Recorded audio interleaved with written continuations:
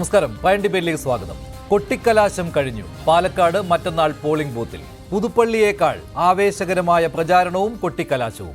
വിവാദങ്ങൾക്ക് അവധിയുണ്ടാകാത്ത പ്രചാരണ ദിവസങ്ങൾ. മുന്നണി മാറ്റവും പാതിരാ റെയ്ഡും വ്യാജ വോട്ട് ചേർക്കലും ഡീലാരോപണവും ആർക്കും തോൽക്കാനാവില്ല.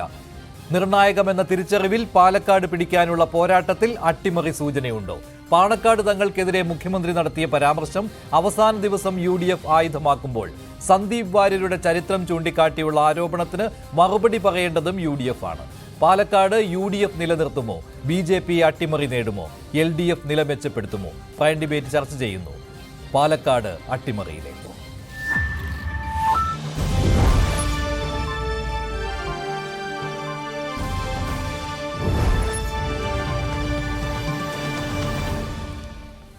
പ്രൈം ഡിബേറ്റിൽ രാഷ്ട്രീയ നിരീക്ഷകൻ ശ്രീ മോഹൻ വർഗീസ്, യൂത്ത് ലീഗ് നേതാവ് ശ്രീ CK ഷാക്കിർ, CPM സഹയാത്രികൻ അഡ്വക്കേറ്റ് BN ഹസ്കർ, BJP വക്താവ് ശ്രീ P കൃഷ്ണദാസ് എന്നിവരാണ് ചേരുന്നത്. ആദ്യം ശ്രീ മോഹൻ വർഗീസ്, എന്തായാലും നേരത്തെ പറഞ്ഞതുപോലെ ഈ പുതുപ്പള്ളിയേക്കാളൊക്കെ വലിയ പ്രചാരണവും അതുപോലെ തന്നെ ഈ കൊട്ടിക്കലാശ ദിവസവും അത് കാണാനിടയായി. മാത്രമല്ല ഇത്രയേറെ വിവാദ സംഭവങ്ങൾ ഒരു തെരഞ്ഞെടുപ്പ് വേദിയിലേക്ക് വരുന്നത് എല്ലാ തെരഞ്ഞെടുപ്പുകളിലും ഉണ്ടാവുമെങ്കിലും അതിൽ നിന്ന് ചില വ്യത്യസ്തതകൾ ഈ ഉപതെരഞ്ഞെടുപ്പിന് ഉണ്ട്.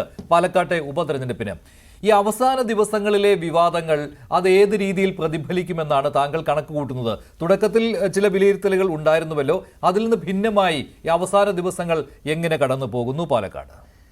ഈ കൊട്ടിക്കലാശം കഴിഞ്ഞ് ഉള്ള ഒരു കണക്കെടുപ്പിൽ യഥാർത്ഥത്തിൽ മൂന്ന് മുന്നണികളും പരസ്യമായി ആത്മവിശ്വാസം പ്രകടിപ്പിക്കുമ്പോഴും അവിടെ ഈ വിവാദങ്ങൾ ആരെ തുണയ്ക്കും എന്നതാണ് കാര്യമായ. വിവാദങ്ങളുടെ യാതൊരു ഒരു രീതിയിലും ഒരു വിവാദങ്ങൾക്കൊരു ശമനമില്ലാതെ ഒന്നിന് പുറകെ ഒന്നായി തിരമാലകൾ പോലെ വരുന്ന വിവാദങ്ങളാണ്. അതാണ് ഒരു റോളർ കോസ്റ്റർ റൈഡ്. ആദ്യം കോൺഗ്രസ് പ്രതിരോധത്തിലായി. കോൺഗ്രസിൽ നിന്നും സരിൻ സ്ഥാനാർത്ഥിത്വം മോഹിച്ച് മാറി നിൽക്കുന്നു. പിന്നീട് ഇടതുപക്ഷം കുറച്ചൊക്കെ പ്രതിരോധത്തിലായി. ഇടതുപക്ഷത്തിന് സരിൻ ഒരു ബാധ്യതയാകുമോ എന്ന രീതിയിലുള്ള സംസാരമുണ്ടായി. പിന്നീട് BJP പ്രതിരോധത്തിലായി. കാരണം കൊടകര കുഴൽപ്പണ ഇടപാടുമായി ബന്ധപ്പെട്ട് ആരോപണങ്ങൾ വന്നു. പിന്നീടാണ് കോൺഗ്രസ് വൻ പ്രതിരോധത്തിലാകുന്നത്. പെട്ടി വിവാദം, ആ പെട്ടി വിവാദം, അതായത് സ്യൂട്ട് കേസ് വിവാദം, ട്രോളി വിവാദം, ഇതെല്ലാം തങ്ങൾക്ക് അനുകൂലമായി പിന്നീട് കോൺഗ്രസിന് മറിക്കാൻ കഴിഞ്ഞു. ഏറ്റവും അവസാനം ജയരാജൻ വിവാദം, അത് CPMന് മറ്റൊരു അശ്വിനിവാദം പോലെ വരികയാണ്. ജയരാജൻ്റെ പുസ്തക പ്രകാശനവും അത് മാത്രമല്ല ഇടതുപക്ഷ സ്ഥാനാർത്ഥി സരിനെക്കുറിച്ച് ഇരുട്ടി വെളുക്കുമ്പോൾ പ്രത്യക്ഷപ്പെട്ടയാളാണ് എന്ന രീതിയിൽ EP ജയരാജൻ നടത്തിയ പരാമർശമെല്ലാം ഇടതുപക്ഷത്തിന് വലിയ ഒരു സെറ്റ് ബാക്ക് ആയിരുന്നു. പക്ഷേ സരിൻ എന്ന വ്യക്തിയുടെ ഒരു മികവ് അത് അംഗീകരിക്കേണ്ടതാണ്. ഒരു സിവിൽ സർവീസ് കാൻഡിഡേറ്റാണ്, സിവിൽ സർവീസിൽ നിന്ന് രാഷ്ട്രീയത്തിലെത്തിയ ആളാണ്. പക്ഷേ അദ്ദേഹത്തിൻ്റെ ചുവടുമാറ്റം അതെങ്ങനെയാണ് പാലക്കാട് ജനം സ്വീകരിക്കുന്നത്? ആ സ്ഥാനാർത്ഥി പെട്ടെന്ന് അബ്സോർബ്ഡായി, അതൊരു കാര്യം. ഇനി തെക്ക് നിന്നും വന്ന പോരാളിയായ കോൺഗ്രസ് സ്ഥാനാർത്ഥി പെട്ടെന്ന് രാഹുൽ മാങ്കൂട്ടത്തിലും പെട്ടെന്ന് അവിടെ ആദ്യത്തെ ഒരു മന്ദതയ്ക്ക് ശേഷം കോൺഗ്രസ് പെട്ടെന്ന് രാഹുൽ മാങ്കൂട്ടത്തിനെ സ്വീകരിക്കുന്ന ഒരു കാഴ്ചയാണ്. അവിടുത്തുകാരൻ തന്നെയായ C കൃഷ്ണകുമാർ, BJPയെ സംബന്ധിച്ചിടത്തോളം അവിടെ പടലപിണക്കങ്ങൾ ഉണ്ടായിരുന്നു. സന്ദീപ് വാര്യരുടെ ഒരു പുറത്തുപോക്ക് അവസാന ഘട്ടത്തിൽ BJPയെ വളരെ വലിയ പ്രതിരോധത്തിലാക്കേണ്ടതാണ്. പക്ഷേ ഇനിയാണ് നിർണായകമായ ട്വിസ്റ്റ്. ഇവിടെ സന്ദീപ് വാര്യർ, അതാണ് അവസാന ഘട്ടത്തിൽ നടന്നത്. സന്ദീപ് വാര്യർ പുറത്തോട്ട് പോകുമ്പോൾ തൻ്റെ അമ്മ പ്രതിനിധാനം ചെയ്യുന്ന മൂത്താൻ സമുദായത്തിൻ്റെ 15,000 വോട്ടുകളാണ് അവിടെ ഉള്ളത്. പാലക്കാട് മണ്ഡലത്തിനുള്ളിൽ, പ്രധാനമായും പാലക്കാട് നഗരസഭയ്ക്കുള്ളിൽ 6 സെഗ്മെൻറ്റുകളിൽ മൂത്താൻ സമുദായത്തിന് നിർണായകമായ അവരുടെ വൈശ്യ കമ്മ്യൂണിറ്റിയാണ്, ട്രേഡിംഗ് കമ്മ്യൂണിറ്റിയാണ്, പുറത്തുനിന്ന് വന്ന ആളുകളാണ്. 10-ാം നൂറ്റാണ്ടിൽ അവിടെ പാലക്കാട് വന്ന് താമസമുറപ്പിച്ച ആളുകളുടെ പിന്മുറക്കാരാണ്. അവരുടെ ഒരു നിലപാട് പൊതുവെ BJP സൗഹൃദ നിലപാടാണ് മൂത്താൻ സമുദായത്തിന്. അവിടെ ഒരു 90% വോട്ടുകൾ സ്വാഭാവികമായി കഴിഞ്ഞ തെരഞ്ഞെടുപ്പുകളിൽ BJPക്ക് ലഭിച്ചതുമാണ്. എന്നാൽ ഈ തെരഞ്ഞെടുപ്പിൽ ആ വോട്ടിൻ്റെ ഒരു ചെറിയ ശതമാനം UDFിലേക്ക് സന്ദീപ് വാര്യറിലൂടെ മറിയുമോ എന്നതാണ് ഒരു ചിന്ത. പക്ഷേ ഇന്ന് അതേ സമുദായത്തിന്റെ ആളുകളെ ചേർത്തുകൊണ്ട് തന്നെ അവിടെ ഈ റോഡ് ഷോ നടത്തുകയും ചെയ്തിട്ടുണ്ട് BJP. അതുകൊണ്ട് അങ്ങനെ ഒരു പ്രശ്നമേ ഇല്ല എന്ന് അവർ പറയുകയാണ്. പിന്നെ ഒരു കാര്യം അത് അതിനകത്ത് അപ്പോൾ ഇവിടെ വരുമ്പോൾ ഈ സന്ദീപ് വാര്യരുടെ മുൻകാല പ്രസ്താവനകൾ, കാരണം നമ്മളൊക്കെ ഒരുമിച്ച് എത്രയോ ചാനൽ ചർച്ചകളിൽ ഇരുന്നതാണ്. സന്ദീപ് വാര്യയുടെ ഒരു ചാനൽ, ഈ ടെലിവിഷൻ പ്രേക്ഷകർക്ക് ഏറ്റവും പരിചിതമായ മുഖങ്ങളിൽ ഒന്നാണല്ലോ ശ്രീ സന്ദീപ് വാര്യരുടെ മുഖം. നല്ല ഒന്നാന്തരമായി തൻ്റെ പാർട്ടിയുടെ നിലപാടുകൾ വ്യക്തമാക്കുന്നതാണ്. ആ നിലപാടുകൾ വ്യക്തമാക്കുമ്പോൾ പലപ്പോഴും എടുത്തിട്ടുള്ള കഠിനമായ നിലപാടുകൾ ഒരു പരിധിവരെ മുസ്ലിം സമുദായം എങ്ങനെയാണ് ഉൾക്കൊള്ളുന്നത്. പെട്ടെന്ന് പാണക്കാട് പോയി എല്ലാം മറത്തോ പുറത്തോ പൊറുക്കണം എന്ന രീതിയിൽ പറയുമ്പോഴും തൻ്റെ സെക്യുലർ നിലപാടുകൾ പെട്ടെന്ന് ഉയർത്തി കാണിച്ചാൽ അത് 22% വരുന്ന പാലക്കാട് നിയോജക മണ്ഡലത്തിലെ 22% വരുന്ന മുസ്ലിം വോട്ടുകൾ എങ്ങനെയാണ് അതിനെ കാണുന്നത്? അതൊരു വലിയ ചോദ്യമാണ്. അത് പാണക്കാട് ചെന്നത് തന്നെ നിർബന്ധമായി പാണക്കാടെത്തി തങ്ങളുമായി സംസാരിച്ചു എന്നത് ഒരുപക്ഷെ ആ വരാൻ പോകുന്ന ഒരുപക്ഷെ ഒരു തിരിച്ചടി മയപ്പെടുത്താനുള്ള ഒരു നീക്കമായി വേണമെങ്കിൽ കാണാം. പക്ഷെ അത് തിരിച്ചടി ആകുമോ എന്നുള്ള ചോദ്യമുണ്ട്. പക്ഷെ അതിനെ മറ്റൊരു രീതിയിൽ മുഖ്യമന്ത്രി ഒരു പരാമർശം നടത്തുകയും ചെയ്തുവല്ലോ. അത് പാണക്കാട് തങ്ങൾക്കെതിരെയുള്ള പരാമർശമായിരുന്നു.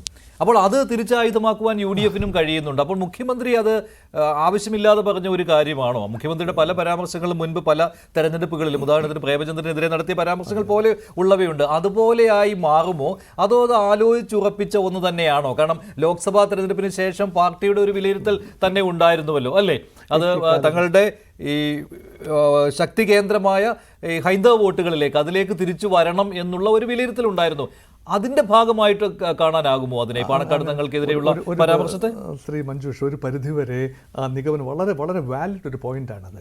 അതായത് കഴിഞ്ഞ ലോക്സഭാ തെരഞ്ഞെടുപ്പ് 2024 ലോക്സഭാ തെരഞ്ഞെടുപ്പിന് ശേഷം മാർക്സിസ്റ്റ് പാർട്ടിയിൽ ഒരു പുനർവിചിന്തനം, ഇടതു മുന്നണിയിൽ മൊത്തമായി എന്ന് പറയാനാവില്ല, പക്ഷേ കമ്മ്യൂണിസ്റ്റ് പാർട്ടി മാർക്സിസ്റ്റിൽ ഒരു പുനർവിചിന്തനം നടക്കുന്നു. അതിൻ്റെ പ്രധാന കാരണമെന്ന് പറഞ്ഞാൽ ആറ്റിങ്ങൽ മണ്ഡലത്തിലെയും ആലപ്പുഴ മണ്ഡലത്തിലെയും ഒരു തോൽവി അതൊരു സൂചനയാണെങ്കിൽ ഈഴവ സമുദായം കാര്യമായി CPM-ൽ നിന്ന് അകന്നു പോകുന്നു. ഇങ്ങനെ കേരളത്തിലെ ജനസംഖ്യയുടെ 26% ഈഴവ സമുദായം അകന്നു പോയാൽ അതിനുള്ള പ്രധാന കാരണം ഒരു മുസ്ലിം പ്രീണന നയമാണ്. അങ്ങനെയെങ്കിൽ ഒരു സമദൂരം പാലിക്കുക, മുസ്ലിം പ്രീണന നയം കുറച്ചുകൊണ്ട് വരിക, വേണ്ടി വന്നാൽ അതിൻ്റെ ഭാഗമായി കൂടി പാണക്കാട് സാധാരണഗതിയിൽ ആക്രമിക്കുന്നത് പതിവല്ല. പാണക്കാട് തങ്ങൾ മുസ്ലിം ലീഗിൻ്റെ നേതാവായിട്ടല്ല കാണുന്നത്, കുറച്ച് മുസ്ലിം സമുദായത്തിന് വളരെ സ്വീകാര്യനായ ഒരു വ്യക്തിത്വമായി കാണുന്ന. അത് മാത്രമല്ല, ലോക്സഭാ തെരഞ്ഞെടുപ്പ് സമയത്തൊക്കെ മുസ്ലിം ലീഗിനെ വാനോളം പുകഴ്ത്തിയിരുന്നതാണ് CPM-ഉം മുഖ്യമന്ത്രിയും ഒക്കെ, പ്രത്യേകിച്ച് പൗരത്വ ഭേദഗതി ബില്ലിന്റെ കാര്യത്തിലുള്ള ചർച്ചകളിലും ഒക്കെ വരുമ്പോൾ. ഞാൻ താങ്കളിലേക്ക് വരാം. അതിനു മുമ്പ് ശ്രീ CK ഷാക്കിർ, നിങ്ങളതിനെ മറ്റൊരു രീതിയിൽ കാണുന്നുമുണ്ട്. പക്ഷേ ഇവിടെ ശ്രീ മോഹൻ വർഗീസ് പറഞ്ഞ കാര്യം, ഈ സന്ദീപ് വാര്യർ പാണക്കാട് വന്ന് സർവാപരാധങ്ങളും ഏറ്റുപറയുന്നത് പോലെയുള്ള ഒരു പ്രതീതി ഉണ്ടാക്കി എന്ന് വെച്ച് അതൊരു തിരിച്ചടിയല്ലേ UDF-ന് ഉണ്ടാക്കുകയുള്ളൂ? ഈ അവസാന 2 ദിവസം വന്ന് ഞാനെല്ലാം പഴയ കാര്യങ്ങളെല്ലാം ഞാൻ പറഞ്ഞതൊന്നും ഇപ്പോൾ എൻ്റെ നിലപാടല്ല എന്ന് പറഞ്ഞുകൊണ്ട് ഒരു മുൻകൂർ ജാമ്യം എടുത്തുകൊണ്ട് ഈ ഉപതെരഞ്ഞെടുപ്പിൻ്റെ അവസാന ദിവസങ്ങളിൽ പോകുമ്പോൾ അത് BJP-ക്ക് ഗുണകരമായി ഭവിക്കുമെന്നുള്ള ഒരു കാര്യം കൂടി ഉണ്ടല്ലോ അവിടെ. ശ്രീ ഷാക്കിർ, നിങ്ങളൊരു കാര്യം ശ്രദ്ധിക്കുക. നേരത്തെ അവർ പറഞ്ഞതുപോലെ ഈ മുഖ്യമന്ത്രി പിണറായി വിജയൻ ഇപ്പോ ഏവരാലും ബഹുമാനിക്കുന്ന പാണക്കാട് ശിഹാബ്ദങ്ങളെ കുറിച്ച് ഇത്ര മോശമായി പരാമർശം നടത്താൻ ഇടയായിട്ട് തന്നെ നേരത്തെ തന്നെ സന്ദീപ് വാര്യർ UDF-ലേക്ക് വരുന്നതിന് മുമ്പ് തന്നെ വലിയ മെജോറിറ്റി UDF-ന് പാലക്കാട് ഉപതെരഞ്ഞെടുപ്പിലുണ്ട് എന്ന് വസ്തുതയാണ്. ഈ സന്ദീപ് വാര്യർ BJP പാളയത്തിൽ നിന്ന് UDF-ലേക്ക് വന്നതോടുകൂടെ, മധ്യതലശ്ശേരിയിലേക്ക് വന്നതോടുകൂടെ CPM-ന് കെട്ടിവെച്ച കാശ് പോലും കിട്ടാത്ത ഒരു സാഹചര്യത്തിലേക്ക് പോകുമെന്നുള്ള ബേജാറിലും ആശങ്കയിലുമാണ് പിണറായി വിജയൻ ആ രീതിയിൽ പ്രകോപിതനായി സംസാരിച്ചിട്ടുള്ളത്. അല്ലാണ്ട് UDF-നെ സംബന്ധിച്ചിടത്തോളം ഇവിടെ യാതൊരു തരത്തിലുള്ള ആശങ്കക്ക് വകയില്ല. എല്ലാവർക്കും അറിയാവുന്നതുപോലെ അവിടെ ഏറെക്കുറെ 1,20,000 അല്ലെങ്കിൽ 1,40,000 വോട്ട് പോൾ ചെയ്യാൻ സാധ്യതയുണ്ട് ഈ ഉപതെരഞ്ഞെടുപ്പിൽ. അതില് CPM-ന് ആകെ കിട്ടാൻ സാധ്യതയുള്ളത് ഏറിപ്പോയാൽ 30,000-ൽ താഴെ വോട്ടുകൾ മാത്രമാണ്. കഴിഞ്ഞ 3 തെരഞ്ഞെടുപ്പിലും നമുക്കത് അറിയാവുന്നതാണ്. അതുപോലെ BJP-ക്കും അതുപോലെ തന്നെ നേരത്തെ നമ്മളെ സുഹൃത്ത് പറഞ്ഞതുപോലെ ഈ മെട്രോ ശ്രീധരൻ മത്സരിച്ച സമയത്ത് കുറച്ച് വോട്ടുകൾ പൊതുസമൂഹത്തിൽ നിന്ന് അദ്ദേഹം പിടിച്ചിട്ടുണ്ട്. അതുകൂടി UDF-ന്റെ പാളയത്തിലേക്ക് വരുന്ന ഒരു സാഹചര്യമാണ് നിലവിലുള്ളത്. അതുകൊണ്ട് തന്നെ വലിയ മാർജിനിൽ ശ്രീ രാഹുൽ മാങ്കൂട്ടത്തിൽ ഈ ഉപതെരഞ്ഞെടുപ്പിൽ പാലക്കാട് നിന്ന് വിജയിക്കും. അത് കേരളത്തിലെ പിണറായി വിജയൻ ഗവൺമെന്റിനെതിരെയുള്ള വിലയിരുത്തലാണ്, വിധിയെഴുത്താണ്. അതുപോലെ തന്നെ നരേന്ദ്രമോദിക്കെതിരെയുള്ള വിധിയെഴുത്താണ്. നമുക്കറിയാം പാലക്കാട് മണ്ഡലത്തിൽ കർഷകർ കൂടുതലുള്ള സ്ഥലമാണ്. ഇന്നലെ കർഷകർ രാഷ്ട്രീയം നോക്കാതെ കേരള സർക്കാരുകൾക്കെതിരെ സമരം നടത്തി നമ്മൾ കണ്ടതാണ്. അതുകൊണ്ട് എല്ലാ സകല മേഖലയും നമ്മൾ പരിശോധിച്ചാലും UDF-ന് അനുകൂലമായ ഒരു സാഹചര്യമാണ് ഇവിടെ നിലവിലുള്ളത്. ഇവിടെ നേരത്തെ അദ്ദേഹം പറഞ്ഞത് ഈ സാമുദായിക സമവാക്യങ്ങൾ തെരഞ്ഞെടുപ്പിൽ 100% പ്രതിഫലിക്കും എന്നുള്ളത് വസ്തുതാവിരുദ്ധമാണ്. ആളുകൾ രാഷ്ട്രീയ പ്രബുദ്ധരാണ്. പ്രത്യേകിച്ച് പാലക്കാട് മണ്ഡലത്തിലെ 2016, 2021, 2024 തെരഞ്ഞെടുപ്പിൽ നമുക്ക് പരിശോധിച്ചാൽ മറ്റ് മണ്ഡലങ്ങൾ പോലെയല്ല. അവിടെ പാർട്ടികൾക്കുണ്ടായിട്ടുള്ള വോട്ട് വ്യത്യാസം എന്ന് പറയുന്നത് വളരെ നേർത്തതാണ്. ചെറിയ വ്യത്യാസം മാത്രമേ ഉള്ളൂ. മറ്റ് 19 പാർലമെന്റ് മണ്ഡലത്തിലും വലിയ വ്യത്യാസം ഉണ്ടായപ്പോ ഈ പാലക്കാട് നിയമസഭാ മണ്ഡലത്തിൽ ഈ 3 തെരഞ്ഞെടുപ്പുകളിലും വലിയ വ്യത്യാസം പാർട്ടികൾക്ക് ഉണ്ടായിട്ടില്ല. CPM സംബന്ധിച്ചിടത്തോളം 38, 36, 32 അങ്ങനെ കുറഞ്ഞു വന്നു. അതുപോലെ തന്നെ കോൺഗ്രസിനെ സംബന്ധിച്ചിടത്തോളം 2000 വോട്ടിന്റെ വ്യത്യാസം അങ്ങോട്ടും ഇങ്ങോട്ടും വന്നു. ശ്രീധരൻ മത്സരിച്ച സമയത്ത് മാത്രം BJPക്ക് അല്പം വർധനമുണ്ടായി. ബാക്കിയെല്ലാം ഒരു 15-20% വോട്ട് ഒഴിച്ച് ബാക്കിയെല്ലാം രാഷ്ട്രീയ വോട്ടുകളാണ്. ആ 20%വും അതിലപ്പുറം CPM-ൽ നിന്ന് ഈ സരിനെ സ്ഥാനാർത്ഥിയാക്കിയതിൽ ഇഷ്ടപ്പെടാത്ത CPM-ന്റെ ആളുകൾ, അതുപോലെ തന്നെ ഈ കൃഷ്ണകുമാർ സ്ഥാനാർത്ഥിയായതിൽ താല്പര്യമില്ലാത്ത BJP-യുടെ ആളുകൾ, ഇവരൊക്കെ കോൺഗ്രസിന് UDF-ന് അനുകൂലമായി വോട്ട് ചെയ്യാൻ നിൽക്കുന്ന ഒരു സാഹചര്യത്തിൽ ഒരു അട്ടിമറിക്കും അവിടെ സാധ്യതയില്ല. വലിയ ഭൂരിപക്ഷത്തിന് രാഹുൽ മാങ്കൂട്ടത്തിൽ ഇത്തവണ 23-ാം തീയതി കേരള നിയമസഭയിലേക്ക് തെരഞ്ഞെടുക്കപ്പെടും. അതിൽ പ്രകോപിതനായിട്ടാണ് പിണറായി വിജയൻ അസ്വസ്ഥത കാണിച്ചതാണ് പാണക്കാട് തങ്ങൾക്ക് ജില്ലയിലെ വിമർശനം. പക്ഷേ പാണക്കാട് തങ്ങൾ വിമർശനത്തിന് അതീതനല്ലല്ലോ. മതപണ്ഡിതൻ എന്ന രീതിയിലല്ല പാണക്കാട് തങ്ങളെ വിമർശിച്ചത് എന്ന് CPM നേതാക്കൾ പറയുന്നുണ്ട്. പിന്നെ വിമർശിച്ചതോ ഒരു രാഷ്ട്രീയ നേതാവ് എന്ന രീതിയിലാണ്. രാഷ്ട്രീയ നേതാക്കൾ വിമർശനത്തിന് അതീതരല്ല. അല്ല, നിങ്ങൾ മനസ്സിലാക്കേണ്ടത് പിണറായി വിജയൻ പറഞ്ഞ വാക്കുകൾ നിങ്ങൾ സൂക്ഷിക്കണം. അത് ജമാഅത്ത് ഇസ്ലാമിയുമായി കൂട്ടിക്കെട്ടുകയാണ്. ഞങ്ങളെ സംബന്ധിച്ചിടത്തോളം ജമാഅത്ത് ഇസ്ലാമി കൂടുതൽ കാലവും പിണറായി വിജയന്റെ കൂടെയായിരുന്നു. അത് 96 മുതലുള്ള തെരഞ്ഞെടുപ്പിൽ പരസ്യമായി LDF-നും CPM-നും പിന്തുണ പ്രഖ്യാപിച്ചവരാണ് ഈ ജമാഅത്ത് ഇസ്ലാമി. മാത്രവുമല്ല, ജമാഅത്ത് ഇസ്ലാമിയുടെ ഹിറാ സെന്ററിൽ CPM-കാർ കയറി നിരങ്ങുന്നത് നമുക്കറിയാവുന്നതാണ്. വേറെ കാര്യം കൂടി സൂചിപ്പിക്കാനുള്ളത്, ജമാഅത്ത് ഇസ്ലാമി എന്നുള്ളത് ഏതെങ്കിലും ഒരു മനുഷ്യനെ ഉപദ്രവിച്ചതായി കൊലപ്പെടുത്തിയതായി നമുക്കാർക്കും അറിയില്ല. ഞങ്ങൾക്ക് അവരുമായി ആദർശപരമായ വ്യത്യാസമുണ്ട്, വിയോജിപ്പുണ്ട്. പക്ഷെ തെരഞ്ഞെടുപ്പുകളിൽ അവർ ന്യായവും അന്യായവും നീതിയും നോക്കി, രാഷ്ട്രീയ സാഹചര്യം നോക്കി പലർക്കും UDF-നും LDF-നും ഒക്കെ അനുകൂലമായി പറയാറുണ്ട്. ഈ തെരഞ്ഞെടുപ്പിൽ അവർ UDF-നൊപ്പമാണ് അല്ലെങ്കിൽ UDF-ന് അനുകൂലമായി വോട്ട് ചെയ്യാൻ പറഞ്ഞു എന്നുള്ളതിന്റെ പേരിൽ പിണറായി വിജയൻ CPM-മാരും RSS-കാർ പോലും ചെയ്യാത്ത രീതിയിൽ അവരെ ആക്രമിക്കുന്നത് അത് അംഗീകരിക്കാൻ കഴിയില്ല. ഈ ഇവിടെ പാണക്കാട് തങ്ങളെ വിമർശിച്ചു എന്നുള്ളതിൽ മാത്രമല്ല പ്രശ്നം. അല്ല, അതൊരു രാഷ്ട്രീയ വിമർശനമായി കണ്ടാൽ പോരെ? അതൊരു രാഷ്ട്രീയ വിമർശനമായി കണ്ടാൽ മതി. മാത്രമല്ല SDPയുടെ പിന്തുണയും UDF-നാണ്. അപ്പോൾ അതും കൂടി ചേർത്ത് വെച്ച് വിമർശിക്കുവാൻ CPM-ന് കഴിയും, LDF-ന് കഴിയും. ശ്രീ ഷാക്കിർ, അല്ല, PDP-യുടെ പിന്തുണ ആർക്കാണ്? അബ്ദുൽ നാസർ മദനി തീവ്രവാദത്തിന് വിത്ത് പാകിയ ജയരാജന്റെ പുസ്തകം ഇറങ്ങുകയും അന്ന് PDP-ക്കാർ പുസ്തകം കത്തിക്കുകയും ചെയ്ത് വൈകുന്നേരം PDP യോഗം ചേർന്നിട്ട് ഈ പിണറായി വിജയനും LDF-ന് പിന്തുണ കൊടുക്കില്ലേ? ഈ സംഘടനകളുടെയൊക്കെ പിന്തുണയ്ക്ക് വേണ്ടി നിങ്ങൾ രണ്ടുപേരും മത്സരിച്ചുകൊണ്ടിരിക്കുകയാണ്. നിങ്ങൾ രണ്ടു കൂട്ടരും മത്സരിച്ചുകൊണ്ടിരിക്കുകയാണ്. ഇന്ന് SDPI UDF-ന് പരസ്യമായി പിന്തുണ നൽകുന്നു. എന്നിട്ട് പറയുന്നു UDF ആവശ്യപ്പെട്ടിട്ടൊന്നുമല്ല, ഞങ്ങൾ നിരുപാധിക പിന്തുണ നൽകുകയാണ് എന്ന്. വേണ്ട എന്ന് നിങ്ങൾ പറയുന്നില്ലല്ലോ. തെരഞ്ഞെടുപ്പിൽ അവിടുത്തെ വോട്ടർമാര് വോട്ട് ചെയ്യുന്നത് വേണ്ട എന്ന് പറയുന്നത് എന്തിനാണ്? ഞങ്ങള് അവരെ മുന്നിൽ എടുക്കുകയോ ഏതെങ്കിലും സമയത്ത് അവരെ കൂടെ കൂട്ടുകയോ ചെയ്തിട്ടില്ല. ഞാൻ കൊണ്ടോട്ടിക്കാരനാണ്. കൊണ്ടോട്ടിയിൽ പോലും ഈ കഴിഞ്ഞ ത്രിതല പഞ്ചായത്ത് തെരഞ്ഞെടുപ്പിൽ SDPI കൂടെ കൂട്ടി മത്സരിച്ച് ഭരണം നടത്തിയവര്. ഞങ്ങൾ ഒരു തരത്തും ഈ കേരളത്തിൽ SDPI-യുമായി ഒരു ബന്ധവും ഉണ്ടാക്കിയിട്ടില്ല. ഇപ്പോഴും പത്തനംതിട്ടയിൽ ഉൾപ്പെടെ CPM SDPI കൂടെ ഭരിക്കുന്നില്ലേ? അതെന്തിനാണ് ഇവര് മറച്ചു വെക്കുന്നത്? നിങ്ങൾ അങ്ങോട്ടല്ല. CPM ചെയ്യുമ്പോൾ അത് പ്രശ്നമാണ്, പക്ഷെ നിങ്ങൾ ചെയ്യുമ്പോൾ അത് കുഴപ്പമില്ല എന്ന രീതിയിലാണ്. SDPയുടെ പിന്തുണ വേണ്ട എന്ന് നിങ്ങൾ പറയുന്നുമില്ല. അത് മാത്രമല്ല, ഈ ഉപതെരഞ്ഞെടുപ്പിന്റെ പ്രചാരണം തീരുന്ന ദിവസമാണ് SDPI പിന്തുണ നൽകിയിരിക്കുന്നത്. അതായത് അത് കൂടുതൽ അങ്ങ് ചർച്ചാ വിഷയമാക്കേണ്ട എന്ന് കരുതി, അത്രയേ ഉള്ളൂ. അപ്പോൾ UDF-ഉമായുള്ള ഒരു ഡീൽ തന്നെയാണല്ലോ അവിടെ നടന്നത്. ഇവിടെ PDP ഇടതുപക്ഷത്തിന് പിന്തുണ കൊടുത്തത് നിങ്ങൾ കണ്ടിട്ടില്ലേ? ഉണ്ട്. അവര് ആണ്. അന്ന് ജയരാജൻ CPM-ന്റെ നേതാവ് ജയരാജൻ അവരെ കുറിച്ച് കേരളത്തിൽ ഇസ്ലാമിക തീവ്രവാദത്തിന് വിത്ത് പാകിയത് അബ്ദുൽ നാസർ മദനിയാണെന്ന് പറഞ്ഞ ആ ദിവസമാണ് ഈ PDP-ക്കാർ ജയരാജന്റെ പുസ്തകം കത്തിച്ച വൈകുന്നേരം തന്നെ ഇവർ പോയി ഇടതുപക്ഷ ജനാധിപത്യ മുന്നണിക്ക് പിന്തുണ പ്രഖ്യാപിക്കുന്നു. എന്താ നിങ്ങളത് കാണാത്തത്? ഒറ്റപ്പാലം തെരഞ്ഞെടുപ്പിൽ പഴയ കാലത്ത്, ഗുരുവായൂർ തെരഞ്ഞെടുപ്പിൽ, നായനാര് തലശ്ശേരിയിൽ മത്സരിച്ച ഉപതെരഞ്ഞെടുപ്പിൽ ഇതിനൊക്കെ PDP പിന്തുണ വാങ്ങിയത് ഇവരല്ലേ?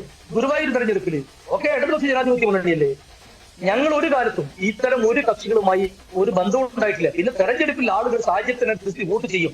അങ്ങനെ പൗരന്മാർ വോട്ട് ചെയ്യുമ്പോൾ അത് വേണ്ട എന്ന് പറയുന്ന ശരി ഷാക്കിർ. ശ്രീ P. കൃഷ്ണദാസ്, ഷാക്കിർ പറയുന്ന കണക്കുകൾ വെച്ച് നോക്കുകയാണെങ്കിൽ 10,000-ൽ കൂടുതൽ വോട്ടുകൾക്ക് UDF ജയിക്കും എന്നാണ്. കാരണം ഇപ്പോഴത്തെ സാഹചര്യം ആ രീതിയിൽ വിലയിരുത്തുകയാണ് അദ്ദേഹം ചെയ്യുന്നത്. LDF-ന്റെ വോട്ടുകൾ കുറയും. അവിടെ നിന്ന് ഈ കഴിഞ്ഞ തവണ BJP നേടിയ ഇ ശ്രീധരൻ്റെ മികവിൽ നേടിയ വോട്ടുകൾ കുറയും, അവിടെ നിന്നൊക്കെ UDF-ലേക്ക് വോട്ടിൻ്റെ ഒഴുക്കുണ്ടാകും എന്ന്. പക്ഷേ നിങ്ങൾ അങ്ങനെയല്ല കണക്ക് കൂട്ടുന്നത്. ഇത്തവണ വിജയം പിടിച്ചെടുക്കാം എന്നാണ്. ഏറ്റവും അവസാന ദിവസം BJP ഈ സന്ദീപ് വാര്യർ പോയതിനു ശേഷം ഈ അണികൾക്ക് എന്തോ പ്രത്യേക ഉത്സാഹം വന്നിട്ടുണ്ട്, അതൊരു ചതി അവിടെ നടന്നിട്ടുണ്ട്. അതുകൊണ്ട് BJP-യുമായി ഇടഞ്ഞു നിൽക്കുന്ന, അതായത് നേതൃത്വവുമായി ഇടഞ്ഞു നിൽക്കുന്ന ആളുകളെ പോലും ഒന്ന് ഉത്തേജിപ്പിക്കുവാൻ ഇതുമൂലം കഴിഞ്ഞിട്ടുണ്ട്. അങ്ങനെ ഒരു വിലയിരുത്തൽ ഗ്രൗണ്ടിൽ നിന്ന് വരുന്നുണ്ട്. പക്ഷെ അത് അങ്ങനെ ഉണ്ടോ? അങ്ങനെ ഒരു മാറ്റം, ഈ അനുകൂലമായ ഒരു മാറ്റം, ഒരു നല്ലൊരു നേതാവ് പോയിട്ടും അതിനെ മറികടക്കുന്ന രീതി, അത് മികവാക്കി മാറ്റുവാനുള്ള ഒരു അനുകൂല ഘടകം വർക്ക് ചെയ്യുന്നുണ്ടോ? അങ്ങനെ സാധാരണ സംഭവിക്കാറില്ല, അതുകൊണ്ടാണ് ചോദിച്ചത്. മഞ്ജുഷിൻ്റേത് ഒരു ശരിയായ രാഷ്ട്രീയ വിലയിരുത്തലാണ്. ഈ തെരഞ്ഞെടുപ്പിൽ പാലക്കാട് ഉപതെരഞ്ഞെടുപ്പ് തുടങ്ങുന്ന സമയം മുതൽ കേരളത്തിലെ മറ്റു ഉപതെരഞ്ഞെടുപ്പുകളോടൊപ്പം ഏറ്റവും കൂടുതൽ വിവാദങ്ങളും രാഷ്ട്രീയ ആരോപണങ്ങളും കാലുമാറ്റങ്ങളും എല്ലാം കണ്ടിട്ടുള്ള തെരഞ്ഞെടുപ്പാണ് പാലക്കാട് ഉപതെരഞ്ഞെടുപ്പ്. മറ്റു 2 മണ്ഡലങ്ങളിലെ കോലത്തും. പക്ഷെ ഈ പാലക്കാട് തെരഞ്ഞെടുപ്പ് അല്പം കൂടി നീട്ടിവെക്കപ്പെട്ടപ്പോൾ സ്വാഭാവികമായും കേരളത്തിൽ ഇത്രയധികം ഉപതെരഞ്ഞെടുപ്പിൽ വ്യാപകമായി രാഷ്ട്രീയം ചർച്ച ചെയ്യപ്പെടുന്ന, അതോടൊപ്പം തന്നെ മുന്നണികൾക്കിടയിലും മുന്നണികൾക്ക് പുറത്തും വളരെ വ്യക്തമായ രാഷ്ട്രീയവും അതോടൊപ്പം തന്നെ സംഘടനകളും രാഷ്ട്രീയ പാർട്ടികളുമായി ഉള്ള ബന്ധങ്ങളുമെല്ലാം ഇത്രയധികം വോട്ടർമാർ ചർച്ച ചെയ്യുകയും പൊതുമണ്ഡലം ചർച്ച ചെയ്യുകയും ചെയ്തിട്ടുള്ള സാഹചര്യം നേരത്തെ ഉണ്ടായിട്ടുണ്ടോ എന്നുള്ള സംശയമാണ്. പാലക്കാട് ഉപതെരഞ്ഞെടുപ്പിന് മുൻപ് പൊതു തെരഞ്ഞെടുപ്പുകളിൽ BJP-ക്ക് കഴിഞ്ഞ 3-4 തെരഞ്ഞെടുപ്പുകളിലായി, അത് അസംബ്ലി തെരഞ്ഞെടുപ്പിലാണെങ്കിലും ത്രിതല പഞ്ചായത്ത് തെരഞ്ഞെടുപ്പുകളിലാണെങ്കിലും ഇനി പാർലമെന്റ് തെരഞ്ഞെടുപ്പിലാണെങ്കിലും BJP-ക്ക് വോട്ട് ഇരട്ടിയോ അതിൽ കൂടുതലോ ആയി മാറിക്കൊണ്ടിരിക്കുന്ന ഒരു സാഹചര്യമാണ് പാലക്കാട് അസംബ്ലി മണ്ഡലത്തെ സംബന്ധിച്ചുള്ളത്. പക്ഷെ അതിൻ്റെ ഒരു പീക്ക് വന്നു കഴിഞ്ഞില്ലേ എന്നാണ്. പിന്നെ അത് ലോക്സഭാ തെരഞ്ഞെടുപ്പ് ആയപ്പോൾ ഈ 50,000 എന്നുള്ള കണക്ക് 43,000 കുറയുകയും ചെയ്തു പാലക്കാട് അസംബ്ലി മണ്ഡലത്തിൽ. പാർലമെന്റ് മണ്ഡലത്തെ സംബന്ധിച്ച് കേരളത്തിൽ BJP ജയിക്കാൻ സാധ്യതയുള്ള സ്ഥലങ്ങളെ സംബന്ധിച്ചോ BJP-ക്ക് ജയസാധ്യതയുള്ള മണ്ഡലങ്ങളെ സംബന്ധിച്ചോ ഒക്കെ ചർച്ച നടക്കുമ്പോൾ സ്വാഭാവികമായും കോൺഗ്രസ് കൊണ്ടുവരുന്ന ഒരു നരേറ്റീവ് ഉണ്ട്, UDF-നും LDF-നും ഉള്ള ഒരു നരേറ്റീവ് ഉണ്ട്. ആ നരേറ്റീവിൽ കേരളത്തിലെ ജനങ്ങൾ പല മണ്ഡലങ്ങളിലും മാറിയും മറിഞ്ഞും വോട്ട് ചെയ്യുന്ന സാഹചര്യമുണ്ട്. അതല്ല അസംബ്ലി തെരഞ്ഞെടുപ്പ് വരുമ്പോൾ. അസംബ്ലി തെരഞ്ഞെടുപ്പിൽ കഴിഞ്ഞ തവണ ഉണ്ടായിരുന്ന രാഷ്ട്രീയ സാഹചര്യം BJP-ക്ക് പല മണ്ഡലങ്ങളിലും ജയിക്കാനുള്ള സാധ്യതകളിലേക്ക് അടുത്ത് വരുമ്പോൾ BJP ജയിക്കരുത് എന്നുള്ള ഒരു വലിയ രാഷ്ട്രീയ തീരുമാനത്തോടു കൂടി LDF-ഉം UDF-ഉം പരസ്പരം വോട്ട് മറിച്ച് നൽകുന്ന ഒരു സാഹചര്യം നേരത്തെയും ഉണ്ടായിട്ടുണ്ട്. കഴിഞ്ഞ അസംബ്ലി തെരഞ്ഞെടുപ്പിൽ കണ്ടത് ഇ ശ്രീധരൻ ജയിക്കാനുള്ള സാധ്യത പാലക്കാടുണ്ട് എന്നുള്ള സാഹചര്യം വന്നപ്പോൾ തങ്ങളുടെ പക്ക വോട്ടുകൾ, തങ്ങളുടേതായിട്ടുള്ള പാർട്ടി വോട്ടുകൾ, അത് ഇടതുപക്ഷത്ത് നിന്ന് പ്രത്യേകിച്ച് CPM-ൽ നിന്ന് UDF-ന്റെ സ്ഥാനാർത്ഥിക്ക് അനുകൂലമായി പോയി എന്നുള്ളതാണ് യാഥാർത്ഥ്യം. അത് CPM-ന്റെ നേതാക്കന്മാരടക്കം പിന്നീടുള്ള ചർച്ചകളിലും രാഷ്ട്രീയ ചർച്ചകളിലും അവരുടെ വിലയിരുത്തലുകളിലും തുറന്നു പറഞ്ഞ സാഹചര്യം ഉണ്ടായിട്ടുണ്ട്. ഏതാണ്ട് 12,000-13,000 വോട്ടുകൾ UDF-ലേക്ക് കഴിഞ്ഞ തവണ LDF-ൽ നിന്ന് പോയതിന്റെ അതിന്റെ ഒരു പ്രതിഫലനമായിരുന്നു UDF സ്ഥാനാർത്ഥിക്ക് കിട്ടിയിട്ടുള്ള കഴിഞ്ഞ തവണത്തെ വിജയം. അത് ഈ തവണ LDF തിരിച്ചു പിടിക്കുമോ എന്നുള്ളതൊരു സുപ്രധാനമായിട്ടുള്ള ചോദ്യമാണ്. അല്ല, അങ്ങനെയാണെങ്കിൽ ആ സാഹചര്യത്തിൽ മാറ്റമുണ്ടാകാൻ വഴിയില്ലല്ലോ. അത് മാത്രമല്ല, മതേതര വോട്ടുകൾ എന്നാണ് അതിനെ UDF-ഉം LDF-ഉം വിശേഷിപ്പിക്കുന്നത്. ആ വോട്ടുകൾ അവിടെ തന്നെ ഉണ്ടാകുമല്ലോ സ്വാഭാവികമായിട്ടും. കാരണം അവിടെ ഒരു നറേറ്റീവ് വന്നു കഴിഞ്ഞു, BJP-യും UDF-ഉം തമ്മിലാണ് മത്സരം നടക്കുന്നത് എന്ന്. മഞ്ജുഷ, കേരളത്തിൽ ഈ മതേതര വോട്ടുകൾ എന്ന് പറയുന്ന യഥാർത്ഥത്തിൽ കിട്ടുന്ന പാർട്ടി BJP-യാണ്. മറ്റു 2 മുന്നണികളും ചെയ്യുന്നത് ഇത്രയധികം കാപട്യത്തോടു കൂടി മതേതരത്വം പറയുന്ന മുന്നണികളെ രാഷ്ട്രീയ പാർട്ടികളെ നമ്മൾ കണ്ടിട്ടുണ്ട്. UDF-ലുള്ള മുസ്ലിം ലീഗ് നിലനിൽക്കുമ്പോൾ, UDF-ലെ മറ്റ് സാമുദായിക സംഘടനകൾ നിലനിൽക്കുമ്പോൾ അവർ പറയുകയാണ് ഞങ്ങൾ മതേതരത്വമാണ് എന്ന് UDF പറയുന്നു. LDF-നെ സംബന്ധിച്ച് PDP-യുടെ പിന്തുണ, SDP-യുടെ ഇന്നലെ വരെ ഉണ്ടായിരുന്ന പിന്തുണ, ഇപ്പോഴും അവർ പല ത്രിതല പഞ്ചായത്ത് സംവിധാനങ്ങൾ നിലനിർത്തുന്ന പിന്തുണ, PFI-യുമായിട്ടുള്ള ബന്ധം, ഈ തരത്തിൽ മത തീവ്രവാദ സംഘടനകളുമായി, തീവ്രവാദ സ്വഭാവമുള്ള സംഘടനകളുമായി എല്ലാം LDF വെച്ച് പുലർത്തുന്ന അവരുടെ ബന്ധവും തെരഞ്ഞെടുപ്പ് സമയത്ത് അവർ ഉണ്ടാക്കുന്ന സഖ്യങ്ങളും ആർക്കാ അറിഞ്ഞുകൂടാത്തത്? UDF-ന്റെ നേതാക്കന്മാർ, KPCC-യുടെ നേതാക്കന്മാർ, UDF-ന്റെ നേതാക്കന്മാർ ഈ സംഘടനകളുമായി തെരഞ്ഞെടുപ്പ് അടുത്ത് വരുമ്പോൾ ഉണ്ടാക്കുന്ന ബന്ധത്തെക്കുറിച്ച് ആർക്കാ അറിഞ്ഞുകൂടാത്തത്? ഇപ്പോഴും അത് തന്നെയല്ലേ പാലക്കാട് നടന്നുകൊണ്ടിരിക്കുന്നത്. പാലക്കാട് കഴിഞ്ഞ 2-3 വർഷത്തിനിടയിൽ നടന്നിട്ടുള്ള സഞ്ജിത്തിന്റെ മരണത്തെ സംബന്ധിച്ചാണെങ്കിലും അതുപോലെ തന്നെ ശ്രീനിവാസന്റെ മരണവുമായി ബന്ധപ്പെട്ടുകൊണ്ടാണെങ്കിലും എല്ലാം ഉണ്ടായിട്ടുള്ള രാഷ്ട്രീയമായിട്ടുള്ള മാറ്റങ്ങളുണ്ടല്ലോ, അവിടെ ഉണ്ടായിട്ടുള്ള പ്രശ്നങ്ങൾ, അതോടൊപ്പം തന്നെ അവിടെ സൃഷ്ടിക്കപ്പെട്ടിട്ടുള്ള ഒരു സാമുദായിക സംഘർഷത്തിനുള്ള സാധ്യത, അതില്ലാതൊക്കെ BJP അല്ലേ. അപ്പൊ ആ സാഹചര്യത്തിൽ BJPക്ക് അനുകൂലമായി പൊതുജനങ്ങൾ, സാധാരണക്കാരായിട്ടുള്ള ആളുകൾ, ആ പാലക്കാട് നിയോജകമണ്ഡലത്തിലെ ജനങ്ങൾ, അവർ ശക്തമായി BJP അനുകൂലമായിട്ടുള്ള നിലപാടുകൾ സ്വീകരിക്കുന്നത് രാഷ്ട്രീയപരമായിട്ടുള്ള വസ്തുതയാണ്. ആ വസ്തുതയെ കാണാതിരുന്നുകൂടാ എന്നുള്ളതാണ് ഒരു വശം. മറ്റൊന്ന് മഞ്ജുഷ് ചോദിച്ച ചോദ്യം, ഞങ്ങളുടെ പാർട്ടിയിൽ നിന്ന് ഏതെങ്കിലും ഒരാൾ പോയാൽ ആ പാലക്കാട് മണ്ഡലത്തിൽ അദ്ദേഹത്തിന് വോട്ടില്ല എന്നാണ് എന്റെ വിശ്വാസം. വോട്ടില്ല എന്നുള്ളത് തന്നെയാണ് യാഥാർത്ഥ്യം. ഞങ്ങളുടെ പാർട്ടിയിൽ നിന്ന് ഇനി വോട്ടുണ്ടാവട്ടെ വോട്ടില്ലാതെ ആവട്ടെ, ഒരാൾ പോയാൽ ആ പോകുന്നയാൾ ഒറ്റക്കാണ് പോവുക. കൂടെ ഒരാളുണ്ട് എങ്കിൽ ആ കോൺഗ്രസ്സുകാരെ വിളിച്ചു ചേർത്ത് മാലയിട്ട് യോഗമുണ്ടല്ലോ, അവിടെ ഏതെങ്കിലും ഒരു BJPക്കാരനെ കോൺഗ്രസ്സുകാർ കാണിച്ചു തരട്ടെ, UDFക്കാർ കാണിച്ചു തരട്ടെ. ഇനി മറ്റൊരു സ്ഥലത്തേക്ക് പോയല്ലോ, ഇന്നൊക്കെ ആയിട്ട് പല സ്ഥലങ്ങളിലും പോകുന്നു. കൂടെ ഏതെങ്കിലും ഒരു BJPയുടെ മെമ്പർഷിപ്പ് ഉള്ള ഒരാൾ, ഇതാണ് എന്റെ കൂടെ വന്ന BJP മെമ്പർഷിപ്പ് ഉള്ള ആൾ, കാണിച്ചു തരട്ടെ. UDFക്കാർ കാണിച്ചാൽ മതി, പോയാൾ കാണിക്കണ്ട. അല്ല, നിങ്ങളവിടെ മറ്റൊരു ആരോപണം കൂടി ഉന്നയിക്കുന്നുണ്ടല്ലോ, ഈ ഓപ്പറേഷൻ ലോട്ടസ് പോലെ ഓപ്പറേഷൻ ഹസ്ത നടക്കുന്നുണ്ട് എന്ന്. അതായത് കോൺഗ്രസുകാർ ചാക്കുമായിട്ട് നടക്കുകയാണ്, കോടികളുമായിട്ട് നടക്കുകയാണ്. അത് പാലക്കാട് നഗരസഭാ കൗൺസിലർമാരായ BJPക്കാരെ അടർത്തിയെടുക്കുന്നതിന് വേണ്ടിയാണ് എന്ന്. അപ്പോൾ ഇത് ഇവിടെ എന്തോ കോൺഗ്രസുകാർ ഇങ്ങനെ അടർത്തിയെടുത്തുകൊണ്ട് പോകുവാൻ നടക്കുന്നു എന്ന പ്രതീതി ഉണ്ടാക്കുകയാണ്. പക്ഷെ സന്ദീപ് വാര്യർ അങ്ങനെ ആയിരുന്നില്ലല്ലോ. സന്ദീപ് വാര്യർ BJP വിടാൻ തീരുമാനിച്ചിരുന്നയാളാണ്. അദ്ദേഹത്തെ അടർത്തിക്കൊണ്ട് പോകേണ്ട ആവശ്യമുണ്ടായിരുന്നില്ല. അദ്ദേഹം ചെല്ലാൻ തയ്യാറായിരുന്നു. അദ്ദേഹത്തിന് എവിടെയെങ്കിലും ഒരു രാഷ്ട്രീയ അഭയം വേണമായിരുന്നു. അതിൻ്റെ പേരിൽ ഇപ്പോൾ ഓപ്പറേഷൻ ഹസ്ത, അതായത് കോൺഗ്രസുകാർ BJPക്കാരെ ചാക്കിട്ട് പിടിക്കാൻ നടക്കുന്നു എന്നൊരു പ്രതീതി നിങ്ങൾ ഉണ്ടാക്കുകയാണ്. അങ്ങനെയൊന്നുമില്ലല്ലോ. അങ്ങനെ ഉണ്ടോ എന്നുള്ളത് UDFക്കാർ പറയട്ടെ. ഞങ്ങളിൽ നിന്ന് പോയ ആളുകൾക്ക് ശേഷം പാലക്കാട് മുനിസിപ്പാലിറ്റി ഭരണം വീഴും, അവിടുത്തെ കൗൺസിലർമാർ പോകും, അവിടുത്തെ ആളുകൾ പോകും, കള്ള പ്രചരണം നടത്തുകയാണ്. BJPയുടെ ഓരോ നേതാക്കന്മാരുടെ പേര് പറഞ്ഞ് അവരെല്ലാം എന്റെ കൂടെ വരാൻ പോകുന്നു, മാധ്യമങ്ങൾക്ക് വാർത്ത കൊടുക്കാൻ, ചോർത്തി കൊടുക്കാൻ. എന്ത് പറഞ്ഞ് കള്ള വാർത്ത? BJPയുടെ ഇന്ന നേതാവ് വരാൻ പോകുന്നു, ഇന്ന കൗൺസിലർ വരാൻ പോകുന്നു, ഈ വാർത്ത കൊടുത്ത് ഫ്ലാഷ് ന്യൂസ് ഉണ്ടാക്കി അതിനെ തുടർന്ന് വാർത്ത കൊടുക്കുക. ഇനി ആരെങ്കിലും വന്നു എന്നിരിക്കട്ടെ, ഏതെങ്കിലും ഒരു BJPക്കാർ അങ്ങനെ പോകാനുള്ള സാധ്യത ഉണ്ടോ എന്നുള്ളത് ആദ്യം പോയയാൾ വിലയിരുത്തട്ടെ. കൂടെ പോരാൻ ആരെങ്കിലും ഉണ്ടോ? ഈ നമ്മുടെ സ്വന്തം കൈവിരലില്ലേ, ആ കൈവിരൽ നിവർത്തിയാൽ അതിനൊപ്പം നിൽക്കാൻ പറ്റുന്നതിൽ ഏതെങ്കിലും ഒരു വിരലും അടക്കാൻ പറ്റുമോ എന്നുള്ളത് ആദ്യം നോക്കട്ടെ. എന്നിട്ടാവട്ടെ BJPക്ക് അനുകൂലമായിട്ടുള്ള അല്ലെങ്കിൽ BJPയുടെ രാഷ്ട്രീയത്തെ കുറിച്ചുള്ള ചർച്ചകൾ നടത്താൻ. ഇനി മറ്റൊരു പ്രധാനപ്പെട്ട കാര്യം, പാലക്കാട് അസംബ്ലി തെരഞ്ഞെടുപ്പുമായി ബന്ധപ്പെട്ട് ഞങ്ങൾക്ക് ഈ പോയ ആളുകളുണ്ടല്ലോ, ഞങ്ങളിൽ നിന്ന് വിട്ടുപോയി, ഞങ്ങളിൽ നിന്ന് വലിയ അവാർഡ് എടുത്തുകൊണ്ട് പോയ ആളുകൾ, ആ ആളുകളൊന്നും മനസ്സിലാക്കി പോട്ടെ. ഞങ്ങളുടെ കൂടെ ഏതെങ്കിലും ഒരു പ്രവർത്തകൻ സജീവമല്ലാതിരുന്നു എന്നിരിക്കട്ടെ, നേരത്തെ മഞ്ജുഷി ചോദ്യത്തിനുള്ള ഉത്തരമാണ് ഞാൻ പറയാൻ ആഗ്രഹിക്കുന്നത്. ഞങ്ങളോടൊപ്പം അതിന്റെ പേരിൽ ഒരാൾ പോയതിന്റെ പേരിൽ ഒരു 100 പേരാണ് സജീവമായി. ഒരു 100 എന്ന് പറഞ്ഞാൽ ഒരു 100ന്റെ 100 ഇരട്ടി ആളുകളാണ് കൂടുതൽ സജീവമായി രംഗത്ത് വന്നത്. കാരണം ഈ അപകടം ഞങ്ങൾ തിരിച്ചറിയുക, ഞങ്ങളോടൊപ്പം നിന്ന്, ഞങ്ങളോടൊപ്പം നടന്ന്, മറ്റുള്ളവർക്കൊപ്പം മനസ്സുകൊണ്ട് നടന്നിരുന്ന ഒരു സാഹചര്യമുണ്ടല്ലോ കുറച്ചു കാലം. അതിനുശേഷമാണല്ലോ പോയത്. മഞ്ജുഷ് സൂചിപ്പിച്ചത് കൃത്യമായ രാഷ്ട്രീയമാണ്. പോകാൻ തീരുമാനിച്ച ഒരാൾ അതിന് മുൻപെടുക്കുന്ന ചില മുൻകരുതലുകൾ ഉണ്ടല്ലോ, ആ മുൻകരുതലുകൾ എടുക്കുന്ന സമയത്ത് എടുക്കുന്ന ചില നിലപാടുകളുണ്ട്.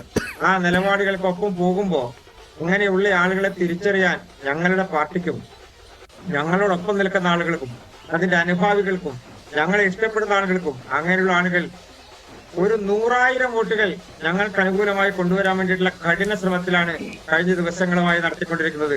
അതുകൊണ്ട് UDFനെ സംബന്ധിച്ച് അവർക്ക് കിട്ടിയിട്ടുള്ള എല്ലാ സൗകര്യങ്ങളും അവർ വച്ചുകൊണ്ടിരുന്നോട്ടെ. ഈ തെരഞ്ഞെടുപ്പിൽ പാലക്കാട് BJPയെ ജയിക്കൂ, BJP മാത്രമേ ജയിക്കൂ. മോഹൻ വർഗീസ്, ഇങ്ങനെ ഈ സന്ദീപ് വാര്യർ കോൺഗ്രസിലേക്ക് പോവുക മാത്രമല്ല ചെയ്തത്, അദ്ദേഹം പ്രധാനമന്ത്രി നരേന്ദ്രമോദിയെ തന്നെ തള്ളിപ്പറയുന്നു. കഴിഞ്ഞ ദിവസം വരെ കൊണ്ടുനടന്നിരുന്ന പ്രത്യയശാസ്ത്രത്തെ ഒറ്റ ദിവസം കൊണ്ട് അതിനോടൊപ്പമല്ല ഞാനെന്ന് പറയുന്നു. അതാണ് കൃഷ്ണദാസ് സൂചിപ്പിച്ചത്. അതാണ് ഞാൻ അങ്ങോട്ടും ചോദിച്ചത്. അങ്ങനെ ഒരു ഫീലിംഗ് ഗ്രൗണ്ടിൽ നിന്ന് കിട്ടുന്നുണ്ട്. അതുകൊണ്ട് ഈ പ്രസ്ഥാനത്തെ തള്ളിപ്പറഞ്ഞ് പോയയാളെ എന്നാലൊരു പാഠം പഠിപ്പിക്കണം എന്ന ഒരു വികാരം BJP-യുടെയും അതുപോലെ തന്നെ RSS-ൻ്റെയും പ്രവർത്തകർക്ക് ഉണ്ടായിട്ടുണ്ടോ എന്നാണ്. അങ്ങനെ ഉണ്ട് എന്നാണ്. കാരണം അതിനുശേഷം ഇപ്പോൾ ശോഭാ സുരേന്ദ്രൻ തന്നെയാകട്ടെ, ഇന്നും ശോഭാ സുരേന്ദ്രൻ പ്രചാരണത്തിന് വന്നിട്ടുണ്ടായിരുന്നു. അങ്ങനെ ഈ ഇടഞ്ഞു നിൽക്കുന്നവർ കൂടുതൽ സജീവമാകുന്ന ഒരു കാഴ്ച ഉണ്ടായിട്ടുണ്ടോ എന്നാണ്. ഉണ്ടെന്നാണ് തോന്നുന്നത് അല്ലേ? അങ്ങനെ സംഭവിക്കാം ശ്രീ മഞ്ജുഷ്. അങ്ങനെ സംഭവിക്കുന്നത് അസ്വാഭാവികമായ ഒരു കാര്യമല്ല. കാരണം ഇത്രയും കാലം അടിയുറച്ച് വിശ്വസിച്ചിരുന്ന, തൻ്റെ വാക്കുകൾക്ക് ഏറെ മൂർച്ചയുണ്ടായിരുന്ന ഒരാൾ പെട്ടെന്ന് അതുവരെ പറഞ്ഞ എല്ലാ കാര്യങ്ങളും തെറ്റായിരുന്നു എന്ന് ഏറ്റു പറഞ്ഞുകൊണ്ട് വെറുപ്പിൻ്റെ കമ്പോളത്തിൽ ആയിരുന്നു ഞാൻ ജീവിച്ചിരുന്നത്. ഇപ്പോൾ ഇതാ ഞാൻ സ്നേഹത്തിൻ്റെ കടയിലേക്ക് ചുവട് വെച്ച് കയറുന്നു എന്ന് പറയുമ്പോൾ ഈ ജനസമൂഹം, കേരളത്തിലെ പൊതുജനം വളരെ ബുദ്ധിമാന്മാരായ ആളുകളാണ്. അവരുടെ വോട്ടെന്ന് പറയുന്നത് ഒരു പക്ഷേ രാഷ്ട്രീയ വോട്ടായിരിക്കാം. പക്ഷേ ഈ പറയുന്നതൊക്കെ നിലം തൊടാതെ വെള്ളം തൊടാതെ വിഴുങ്ങുക എന്നൊക്കെ പറയുന്നത് ബുദ്ധിമുട്ടുള്ളൊരു കാര്യമാണ്. അത് P. സരിൻ്റെ കാര്യത്തിലാണെങ്കിലും സന്ദീപ് വാര്യരുടെ കാര്യത്തിലാണെങ്കിലും അത് കറക്റ്റാണ്. പക്ഷേ ഒരു കാര്യം ഇവിടെ ശ്രീ മഞ്ജുഷ് ഓർക്കണം. ഇപ്പം രാഷ്ട്രീയം എന്ന് പറയുന്നത് ഒരു അനന്തമായ സാധ്യതകളുടെ കലയാണ്. അങ്ങനെ നമ്മൾ കാണാവൂ. ആധുനിക രാഷ്ട്രീയത്തെ നമുക്ക് അങ്ങനെ കാണാനാവൂ. ഒരു പൊതുപ്രവർത്തകന്, സന്ദീപ് വാര്യരെ പോലെയുള്ള ചെറുപ്പക്കാരനായ ഒരു പൊതുപ്രവർത്തകനെ ചിത്രം എഴുതണമെങ്കിൽ ഒരു ചുവര് വേണം. ഒരു ചുവര് സാച്ചുറേറ്റഡ് ആണ്, അവിടെ ചിത്രം എഴുതാൻ അനുവദിക്കുന്നില്ല എങ്കിൽ മറ്റൊരു ചുവര് വേണം ചിത്രം എഴുതാൻ. ആ ക്യാൻവാസും ചുവരും തേടി പോകുന്നതിനെ അങ്ങനെ നമുക്ക് എതിർക്കാനും ആവില്ല. പക്ഷേ ഇന്നലെ വരെ പറഞ്ഞത് പൂർണ്ണമായി ഒരു നിമിഷം കൊണ്ട് തള്ളിപ്പറയുമ്പോൾ തന്നോടൊപ്പം മുൻപ് നിന്നിരുന്ന ആളുകൾക്ക് ഉണ്ടാകുന്ന ഒരു വെറുപ്പ് അത് കൺസോളിഡേറ്റഡ് ആണ്. ഒരുപക്ഷെ ശോഭാ സുരേന്ദ്രൻ ഉൾപ്പെടെയുള്ള BJP നേതാക്കൾ സ്വല്പം വേറിട്ട് നിന്ന, സ്വല്പം മാറി നിന്ന ഒരു BJPക്ക് അകത്ത് ഉണ്ടായ ചില പടലപ്പിണക്കങ്ങളാണ്. അത് പൊതുവേ സർഫസ് ചെയ്യാറില്ല. വലിയ പൊട്ടിത്തെറിയിലൊന്നും കോൺഗ്രസിൽ സംഭവിക്കുന്നത് പോലെ വലിയ പൊട്ടിത്തെറിയിലൊന്നും കലാശിക്കാറില്ല. പക്ഷേ ഇവർ അവസാന ലാപ്പിൽ ശ്രീ സന്ദീപ് വാര്യരുടെ ഒരു വിഡ്രോവലിന് ശേഷം, കോൺഗ്രസിൽ ചേരുന്നതിന് ശേഷം പെട്ടെന്ന് കഴിഞ്ഞ 24 അല്ലെ 48 മണിക്കൂറിനുള്ളിൽ BJP സംവിധാനം, പ്രത്യേകിച്ച് രാഷ്ട്രീയ സ്വയം സേവക് സംഘിന്റെ സംവിധാനം എണ്ണയിട്ട യന്ത്രം പോലെ പ്രവർത്തിക്കുന്ന ഒരു കാര്യമാണ്. നോക്കൂ, അതായത് RSS പോയി നേരിട്ട് ചർച്ച നടത്തിയിട്ട് പോലും സന്ദീപ് വാര്യർ വഴങ്ങിയില്ല. ആ ഒരു ഫീലിംഗ് RSS പ്രവർത്തകർക്ക് സഹിക്കാവുന്നതിനും അപ്പുറമാണ് അല്ലേ? നമ്മൾ എന്തെല്ലാം പൊതുസമൂഹം ചിന്തിച്ചാലും ഇന്ത്യയിലെ RSS സംവിധാനത്തിന് ഏറ്റവും ആഴത്തിൽ വേരോട്ടമുള്ള സംസ്ഥാനം കേരളമാണ്. ഏറ്റവും അധികം ശാഖകളുള്ള, നല്ല പെനിട്രേഷനുള്ള സംസ്ഥാനമാണ്. അവർ ആ ഓരോ ബൂത്ത് കേന്ദ്രീകരിച്ചും ഭവനങ്ങൾ കേന്ദ്രീകരിച്ചും വോട്ടുകൾ സമാഹരിക്കാൻ തീവ്രമായ ശ്രമം നടത്തിയാൽ അവസാന വോട്ടറെയും എത്തിക്കാനുള്ള സംവിധാനം RSSനുണ്ട്. അതുകൊണ്ട് പാലക്കാട് നഗരസഭ നോക്കൂ, 80% വോട്ടുകൾ പാലക്കാട് നഗരസഭയ്ക്കുള്ളിലാണ്. ഇതൊരു നഗരമണ്ഡലമാണ് എന്ന് വേണമെങ്കിൽ പറയാം. ഒരു 20% അടുപ്പിച്ച വോട്ട് മാത്രമേ ഉള്ളൂ കണ്ണാടി, മാത്തൂർ, അതുപോലെ പിരായിരി പഞ്ചായത്തുകളിലുള്ളത്. അപ്പം ഈ പഞ്ചായത്തുകളെ മാറ്റി നിർത്തിക്കഴിഞ്ഞാൽ നഗരസഭയ്ക്കുള്ളിൽ 1ാം നമ്പർ കക്ഷി BJP ആണ്. അത് നഗരസഭാ തിരഞ്ഞെടുപ്പിൽ പല ആവർത്തി തെളിഞ്ഞതാണ്. ലോക്സഭാ നിയമസഭാ തിരഞ്ഞെടുപ്പിലും തെളിഞ്ഞതാണ്. ഘട്ടം ഘട്ടമായി 2011 ശേഷം ഘട്ടം ഘട്ടമായി, പ്രത്യേകിച്ച് 2016 ശ്രീമതി ശോഭാ സുരേന്ദ്രൻ പാലക്കാട് മത്സരിച്ചപ്പോൾ മുതൽ വളരെ വലിയ മുന്നേറ്റമാണ് BJP കാഴ്ചവെച്ചിരിക്കുന്നത്. 2011 BJPക്ക് ലഭിച്ച കേവലം ഒരു 19% വോട്ട് 29% ശ്രീമതി ശോഭാ സുരേന്ദ്രൻ ഉയർത്തുന്നു. അങ്ങനെ 40,000 വോട്ടിലേക്ക് ശോഭാ സുരേന്ദ്രൻ BJPയുടെ വോട്ട് ഷെയർ ഉയർത്തുകയാണ്. അവിടെ നിന്നും ഈ ശ്രീധരൻ എന്ന വിഖ്യാതനായ വ്യക്തി, അദ്ദേഹത്തിന് രാഷ്ട്രീയത്തിന് അതീതമായ വോട്ടുകൾ ലഭിച്ച ഒരു സ്ഥാനാർത്ഥിയാണ്. അങ്ങനെ 50,000-ലധികം വോട്ട് ഷെയർ, 35%, 50,000-ലധികം വോട്ടും ലഭിച്ചു. ഭൂരിപക്ഷം, ഷാഫി പറമ്പലിൻ്റെ ഭൂരിപക്ഷം വേഫർ തിൻ മാർജിനാണ്. ഏതാണ്ട് 3,856 വോട്ടിൻ്റെ ഭൂരിപക്ഷം മാത്രമാണ്. അത് എല്ലാ ബൂത്തിലും 5-6 വോട്ടുകൾ വീതം മറിഞ്ഞു കഴിഞ്ഞാൽ ആ ഭൂരിപക്ഷത്തിൻ്റെ കണക്കുകളൊക്കെ മറിയും. പക്ഷേ ഈ ശ്രീധരനല്ല, ശ്രീ കൃഷ്ണകുമാർ എന്നത് വ്യത്യസ്തമാണ്. അതുകൊണ്ട് ഇവിടെ പാലക്കാടെ സംബന്ധിച്ചിടത്തോളം BJPക്ക് അടിസ്ഥാനപരമായ കോർ വോട്ടുണ്ട്. അത് ശോഭാ സുരേന്ദ്രന് ലഭിച്ച 40,000-ഓളം വോട്ടാണ് ഈ കോർ വോട്ടെന്ന് പറയുന്നത്. ആ വോട്ട് അവിടെ ഇൻടാക്റ്റായിട്ട് നിലനിൽക്കുമ്പോൾ അതിശക്തമായ ഒരു മത്സരം കാഴ്ചവെക്കാൻ P. സരിന് സാധിച്ചാൽ, അത് സാധിക്കുമെന്ന് ഞാൻ കരുതുന്നില്ല, അങ്ങനെ സാധിച്ചാൽ, അവസാന നിമിഷം അങ്ങനെ സാധിച്ചാൽ അതിൻ്റെ പ്രയോജനം ലഭിക്കാൻ പോകുന്നത് BJP സ്ഥാനാർത്ഥിക്ക് തന്നെയാണ്. പക്ഷേ രാഹുൽ മാങ്കൂട്ടത്തിന് ഉണ്ട് എന്ന് ഞാൻ കരുതുന്ന ഒരു എഡ്ജ് ആ എഡ്ജ് ഇപ്പോഴും നിലനിൽക്കുന്ന ഒരു കാഴ്ചയാണ്. അതിൻ്റെ കാരണം മറ്റ് പല ഫാക്ടേഴ്സാണ്. മുസ്ലിം സമുദായത്തിൻ്റെ 22% വരുന്ന സമുദായ വോട്ടുകളുടെ ഒരു നല്ല ഏകീകരണം ഷാഫി പറമ്പിലൂടെ അത് ലഭിക്കും. അത് മാത്രമല്ല പാണക്കാട് ശിഹാബ് തങ്ങളെ ഷാഫി പറമ്പിൽ, അത് മാത്രമല്ല SDP-യുടെ പിന്തുണ അതുപോലും ഇപ്പൊ ലേറ്റസ്റ്റ് ആയിട്ട് വരുന്നു. വേണ്ട എന്ന് പറഞ്ഞിട്ടില്ല. പിന്നെ UDF-ഉമായിട്ട് ചർച്ച ചെയ്യാതെയാണ് ഞങ്ങൾ പിന്തുണ കൊടുത്തത് എന്ന് SDPI പറയുന്നു. പക്ഷേ ആ വോട്ടുകളും UDF-ന് കിട്ടാൻ പോവുകയാണ്. അഡ്വക്കേറ്റ് BN ഹസ്കർ, ഇവിടെ മറ്റൊരു അന്തരീക്ഷം ഉണ്ടാക്കി കൊടുക്കുന്നുണ്ടോ CPM-ഉം LDF-ഉം എന്നുള്ളൊരു ചോദ്യം ഉയരുന്നുണ്ട്. അതായത് തൃശ്ശൂരിൽ എന്താണോ സംഭവിച്ചത് അതുപോലെ BJP-ക്ക് ജയിക്കുവാനുള്ള ഒരു അന്തരീക്ഷം. അവിടെ UDF-ഉം BJP-യും തമ്മിലാണ് മത്സരം എന്നുള്ള കാര്യം ഏതാണ്ട് ഒരു 70% അങ്ങനെ തന്നെയാണ്. പിന്നെ നമ്മൾ ഈ തെരഞ്ഞെടുപ്പിലേക്ക് പോകുന്ന ഒരു സമയത്ത് അങ്ങനെ ഒരു കൃത്യമായ ഒരു നിഗമനത്തിലേക്ക് പോകേണ്ട എന്നതേ ഉള്ളൂ. പക്ഷേ അങ്ങനെ ഒരു അന്തരീക്ഷമാണ് അവിടെയുള്ളത്. ആ സമയം പാണക്കാട് തങ്ങളെ വിമർശിച്ചുകൊണ്ട് BJP-ക്ക് അനുകൂലമായ ഒരു അന്തരീക്ഷം ഉണ്ടാക്കിയെടുക്കുന്നു CPM മുഖ്യമന്ത്രി എന്നുള്ള ഒരു ഫീലിംഗ് വന്നു കഴിഞ്ഞു കേട്ടോ ഹസ്കർ. മഞ്ജുഷ്, ഇതില് തെരഞ്ഞെടുപ്പിന്റെ തുടക്കത്തിൽ തന്നെ ഇടതുപക്ഷം എടുത്തിട്ടുള്ള ഒരു രാഷ്ട്രീയ നിലപാട് എന്ന് പറയുന്നത് പാലക്കാട് ഇടതുപക്ഷവും UDF-ഉം തമ്മിലുള്ള മത്സരമാണ് നടക്കുന്നത്. BJP നിങ്ങൾ കരുതുന്നത് പോലെയോ BJP അവകാശപ്പെടുന്നത് പോലെയോ ഒരു തരത്തിലും പാലക്കാട് സാന്നിധ്യം വരുന്ന തരത്തിലുള്ള രാഷ്ട്രീയ നിലപാട് വരുത്തുന്ന പ്രവർത്തനം കാഴ്ചവെച്ചിട്ടില്ല. അവർക്ക് ആളെ കൂട്ടാൻ കഴിയും. ഒരുപക്ഷെ കഴിഞ്ഞ തെരഞ്ഞെടുപ്പിൽ നിന്ന് 10,000-ലധികം വോട്ടുകൾക്ക് പിന്നോട്ട് പോകുന്ന സാഹചര്യം തന്നെയായിരിക്കും പാലക്കാട് മണ്ഡലത്തിൽ BJP-ക്ക് ഉണ്ടാകും. കാരണം സ്ഥാനാർത്ഥി എന്ന നിലയിൽ BJP-ക്കുള്ളിൽ തന്നെ കടുത്ത വിഭാഗീയത സ്ഥാനാർത്ഥി നിർണയത്തോടു കൂടി തുടങ്ങിയിട്ടുള്ളതാണ്. ആ വിഭാഗീയതയുടെ മൂർധന്യതയിൽ എത്തി നിൽക്കുമ്പോഴാണ് ശ്രീ സന്ദീപ് വാര്യരുടെ രാഷ്ട്രീയ കളം മാറ്റം ഉണ്ടാകുന്നത്. സന്ദീപ് വാര്യർക്ക് പാലക്കാട് മണ്ഡലത്തിൽ എത്രത്തോളം സാന്നിധ്യം സ്വാധീനമുണ്ട് എന്നുള്ളത് ഇനി കണ്ടറിഞ്ഞു കാണേണ്ട കാര്യമാണ്. സന്ദീപ് വാര്യരുടെ അമ്മ ഉൾപ്പെടുന്ന സമുദായത്തിന് സ്വാഭാവികമായും പാലക്കാട് അതിശക്തമായ വേരോട്ടമുള്ളതും ആ സമുദായാംഗങ്ങൾ സമുദായ സംഘടന മൊത്തത്തിൽ തുടക്കത്തിൽ മുതലേ തന്നെ കൃഷ്ണകുമാറിനെതിരെ ഒരു രാഷ്ട്രീയ നിലപാട് സ്വീകരിച്ചിട്ടുള്ളതാണ് എന്നുള്ളതാണ് വസ്തുത. ആ വസ്തുതകളുടെ മുന്നിൽ നിൽക്കുമ്പോൾ BJP-ക്ക് നേരത്തെ BJP-ക്കൊപ്പം നിന്നിരുന്ന സമുദായ സംഘടനയാണ് എങ്കിൽ പോലും ഇപ്പോ BJP-ക്കൊപ്പമല്ല, അവർ വ്യത്യസ്തമായും സ്വതന്ത്രമായ നിലപാടുകൾ സ്വീകരിക്കുന്നു എന്നുള്ളതാണ് കാണേണ്ടത്. സരിന് സമൂഹത്തിൽ നിന്ന് ലഭിക്കാൻ സാധ്യതയുള്ള വോട്ടുകളിലേക്ക് സംബന്ധിച്ച് വലിയ തോതിൽ ഇടതുപക്ഷ വോട്ടുകൾ 35,000 സ്ഥിരമായി ഇടതുപക്ഷത്തിന് ലഭിക്കുന്ന വോട്ടുകളുണ്ട്. സരിന് ഒരു 10,000-ഓ 15,000-ഓ വോട്ടുകൾ ലഭിക്കുന്ന സാഹചര്യം, 10,000-നും 15,000-നും ഇടയ്ക്ക് വോട്ടുകൾ സരിന്റെ വ്യക്തിപ്രഭാവത്തിൽ സ്വാധീനിക്കാൻ കഴിഞ്ഞാൽ CPM-ന്റെ സംഘടനാ സംവിധാനം ഏറ്റവും ശക്തമായ ഒരു സ്ഥലം കൂടിയാണ് പാലക്കാട്. അത് നിസ്സാരവൽക്കരിച്ച് കാണാൻ കഴിയില്ല. ഒരുപക്ഷെ വോട്ട് ഷെയർ കുറഞ്ഞിരിക്കുന്ന ഘട്ടത്തിൽ പോലും CPM-ന്റെ സംഘടനാപരമായി കടുത്ത ശക്തിയുള്ള ഒരു മണ്ഡലം തന്നെയാണ് പാലക്കാട്. ആ സംഘടനാ സംവിധാനം എണ്ണയിട്ട യന്ത്രം പോലെ പ്രവർത്തിച്ചു എന്നുള്ളതാണ് കഴിഞ്ഞ ദിവസങ്ങളിൽ വിലയിരുത്തപ്പെട്ടിട്ടുള്ളത്. ആ സാഹചര്യം കൂടി പരിശോധിച്ചു കഴിഞ്ഞാൽ സരിന് ഇടതുപക്ഷത്തിന് അനായാസ ഈ സമയത്ത് അങ്ങനെ ഒരു അനുകൂല അന്തരീക്ഷം ഉണ്ടെങ്കിൽ ഈ സമയത്ത് പാണക്കാട് തങ്ങളെ വിമർശിച്ചുകൊണ്ടുള്ള ഒരു പരാമർശം എങ്ങനെ മുഖ്യമന്ത്രിയുടെ ഭാഗത്തു നിന്നുണ്ടായി? ഇതായിരുന്നില്ലല്ലോ നിലപാട്. ലോക്സഭാ തെരഞ്ഞെടുപ്പ് സമയത്ത് ഇങ്ങനെ ആയിരുന്നില്ലല്ലോ.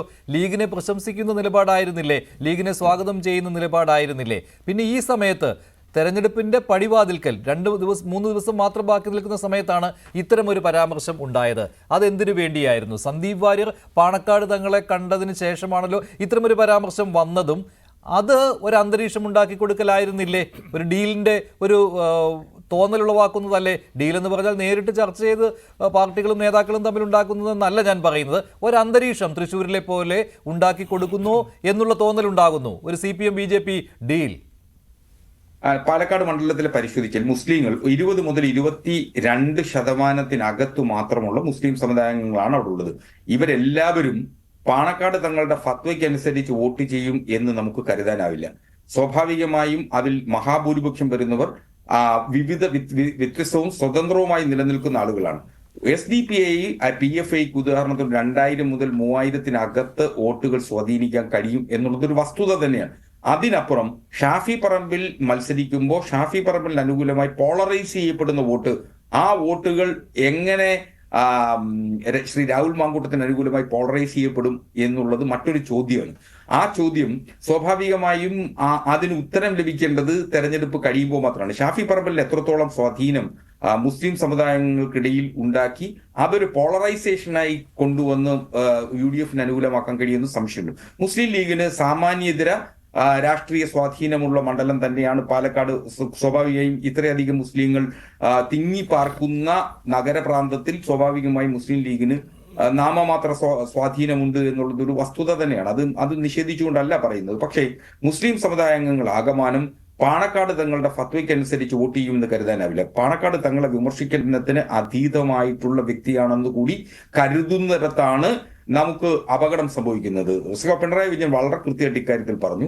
തങ്ങൾ എടുക്കുന്ന നിലപാടുകളെ ആ നിലപാടുകൾ ജമാഅത്തെ ഇസ്ലാമിയുടെ നിലപാടുകളായി പോകുന്നു എന്ന അർത്ഥത്തിൽ വിമർശിക്കുമ്പോൾ പാണക്കാട് തങ്ങളെ വിമർശിച്ചു, അതുകൊണ്ട് മുസ്ലിം സമുദായങ്ങൾ ആകമാനം ഇടതുപക്ഷത്തിനെതിരായി ചിന്തിച്ചുകൊണ്ട് UDF അനുകൂലമായി വോട്ട് ചെയ്യുകയും മറ്റും ഭൂരിപക്ഷ സമുദായങ്ങൾ മുഴുവൻ BJPക്ക് അനുകൂലമായി വോട്ട് ചെയ്യുമെന്ന ഒരു സാമൂഹിക ഘടന സോഷ്യൽ എഞ്ചിനീയറിംഗിൽ ആകമാനം മാറ്റമുണ്ടാകും എന്ന് ചിന്തിക്കുന്നിടത്താണ് മറ്റൊരു പ്രശ്നം ഉദിക്കുന്നത്.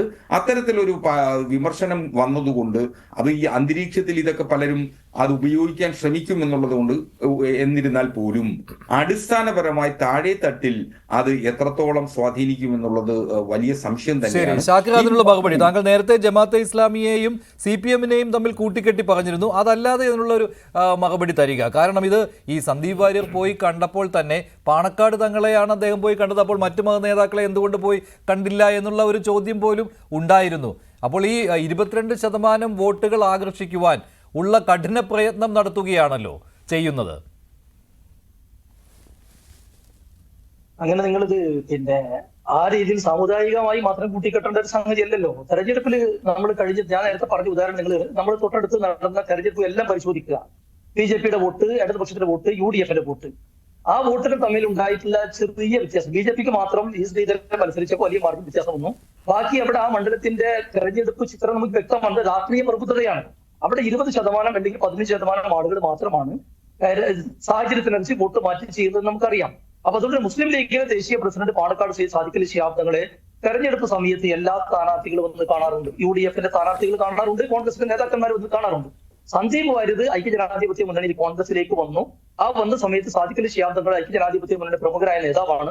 അദ്ദേഹത്തെ സന്ദർശിച്ചു. അതിനെന്തിനാണ് പിണറായി വിജയൻ പ്രകോപിതനാകുന്നത്? നോക്കൂ നിങ്ങൾ, നമ്മൾ പാലക്കാട് ഒരു കാര്യം ചരിത്രം അറിയാൻ സമയം തരണം. 1977 മാർച്ച് 3 പാലക്കാട്ട് തെരഞ്ഞെടുപ്പ് പ്രചരണത്തിന് അഡ്വാനി വന്നിരുന്നു. CPM-ന്റെ ശിവദാസ മേനോന്റെ തെരഞ്ഞെടുപ്പ് പ്രചരണത്തിന്. നിങ്ങൾ നോക്കുക, BJPയുടെ വളർച്ച ഇവിടെ നിന്നാണ്, ആരാണ് വളർത്തിയത് എന്ന് നമ്മൾ പലതവണ ചർച്ച ചെയ്തിരുന്നു. കറക്റ്റ് ആ 1977 മാർച്ച് 3 ശിവദാസ മേനോന് വേണ്ടി അഡ്വാനി വന്നു. അതേ മാർച്ച് 28 ഇന്ത്യയിൽ ആദ്യമായി കോൺഗ്രസിനെതിരെ ഗവൺമെന്റ് വന്നു. ആ ഗവൺമെന്റിൽ ഈ അഡ്വാനി വാർത്താ വിതരണ പ്രക്ഷേപണ വകുപ്പ് മന്ത്രിയായി CPM ഉൾപ്പെടെയുള്ള ആളുകൾ പിന്തുണച്ചു. 1989 VP സിംഗ് മന്ത്രിസഭ അധികാരത്തിൽ വന്നു. കോൺഗ്രസിന് 197 സീറ്റ് കിട്ടി. ഈ ദേശീയ മുന്നണിക്ക് 147 സീറ്റ് കിട്ടി. BJPക്ക് 85 സീറ്റ് കിട്ടി.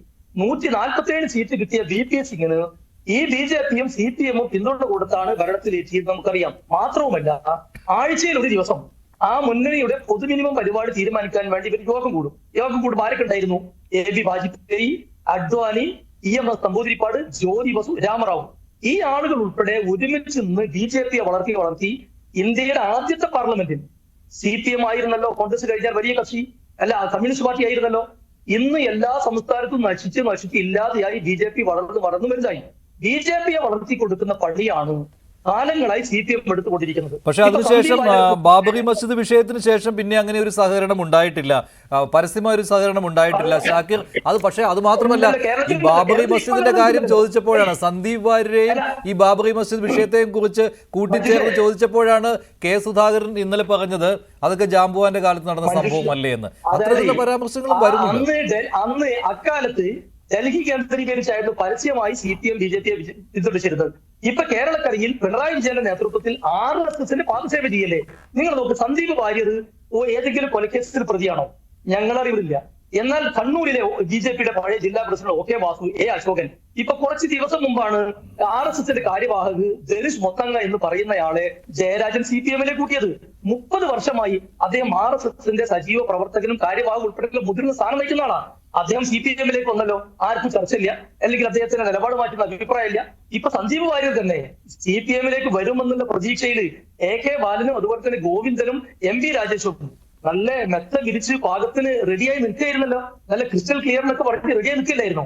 നല്ല നിലപാടെന്നൊക്കെ ഇപ്പൊ UDF-ലേക്ക് അദ്ദേഹം വന്നപ്പോ ഇവർക്ക് നിലപാട് മാറി. ഞങ്ങൾ അന്നും ഇന്നും എന്നും പറയുന്നത് ഈ BJP-ക്ക് സഹായകരമായ ഡീലാണ് ഈ പാണക്കാട്ടെ വിമർശനവും അല്ലെങ്കിൽ അതേ രീതിയിലുള്ള പിണറായി വിജയൻ സമീപനങ്ങളിൽ നിന്നും ഉറപ്പാണ്. പിണറായി വിജയന് ഈ 1.5 കൊല്ലം കൂടി ഭരണം മുന്നോട്ട് കൊണ്ടുപോകണം. അതിന് CPM-ന് അന്ത്യകൂതാശ കൊടുത്താലും തിരക്കില്ല. ഈ ഭരണം നിലനിന്നാൽ മതി, മകൾ ജയിലിൽ പോകാതെ നോക്കിയാൽ മതി എന്നുള്ള നിലപാടുമായി പിണറായി വിജയൻ മുന്നോട്ട് പോകണം. അല്ലാണ്ട് ഇവിടെ സാദിഖലി ശിഹാബ്ദങ്ങള് പിന്നെ അല്ലെങ്കിൽ UDF-ന്റെ നേതാക്കന്മാര് പിന്നെ സഞ്ജീവ് വാര്യർ വന്ന് കണ്ടതുമായി ബന്ധപ്പെട്ട് വിവാദങ്ങളല്ല.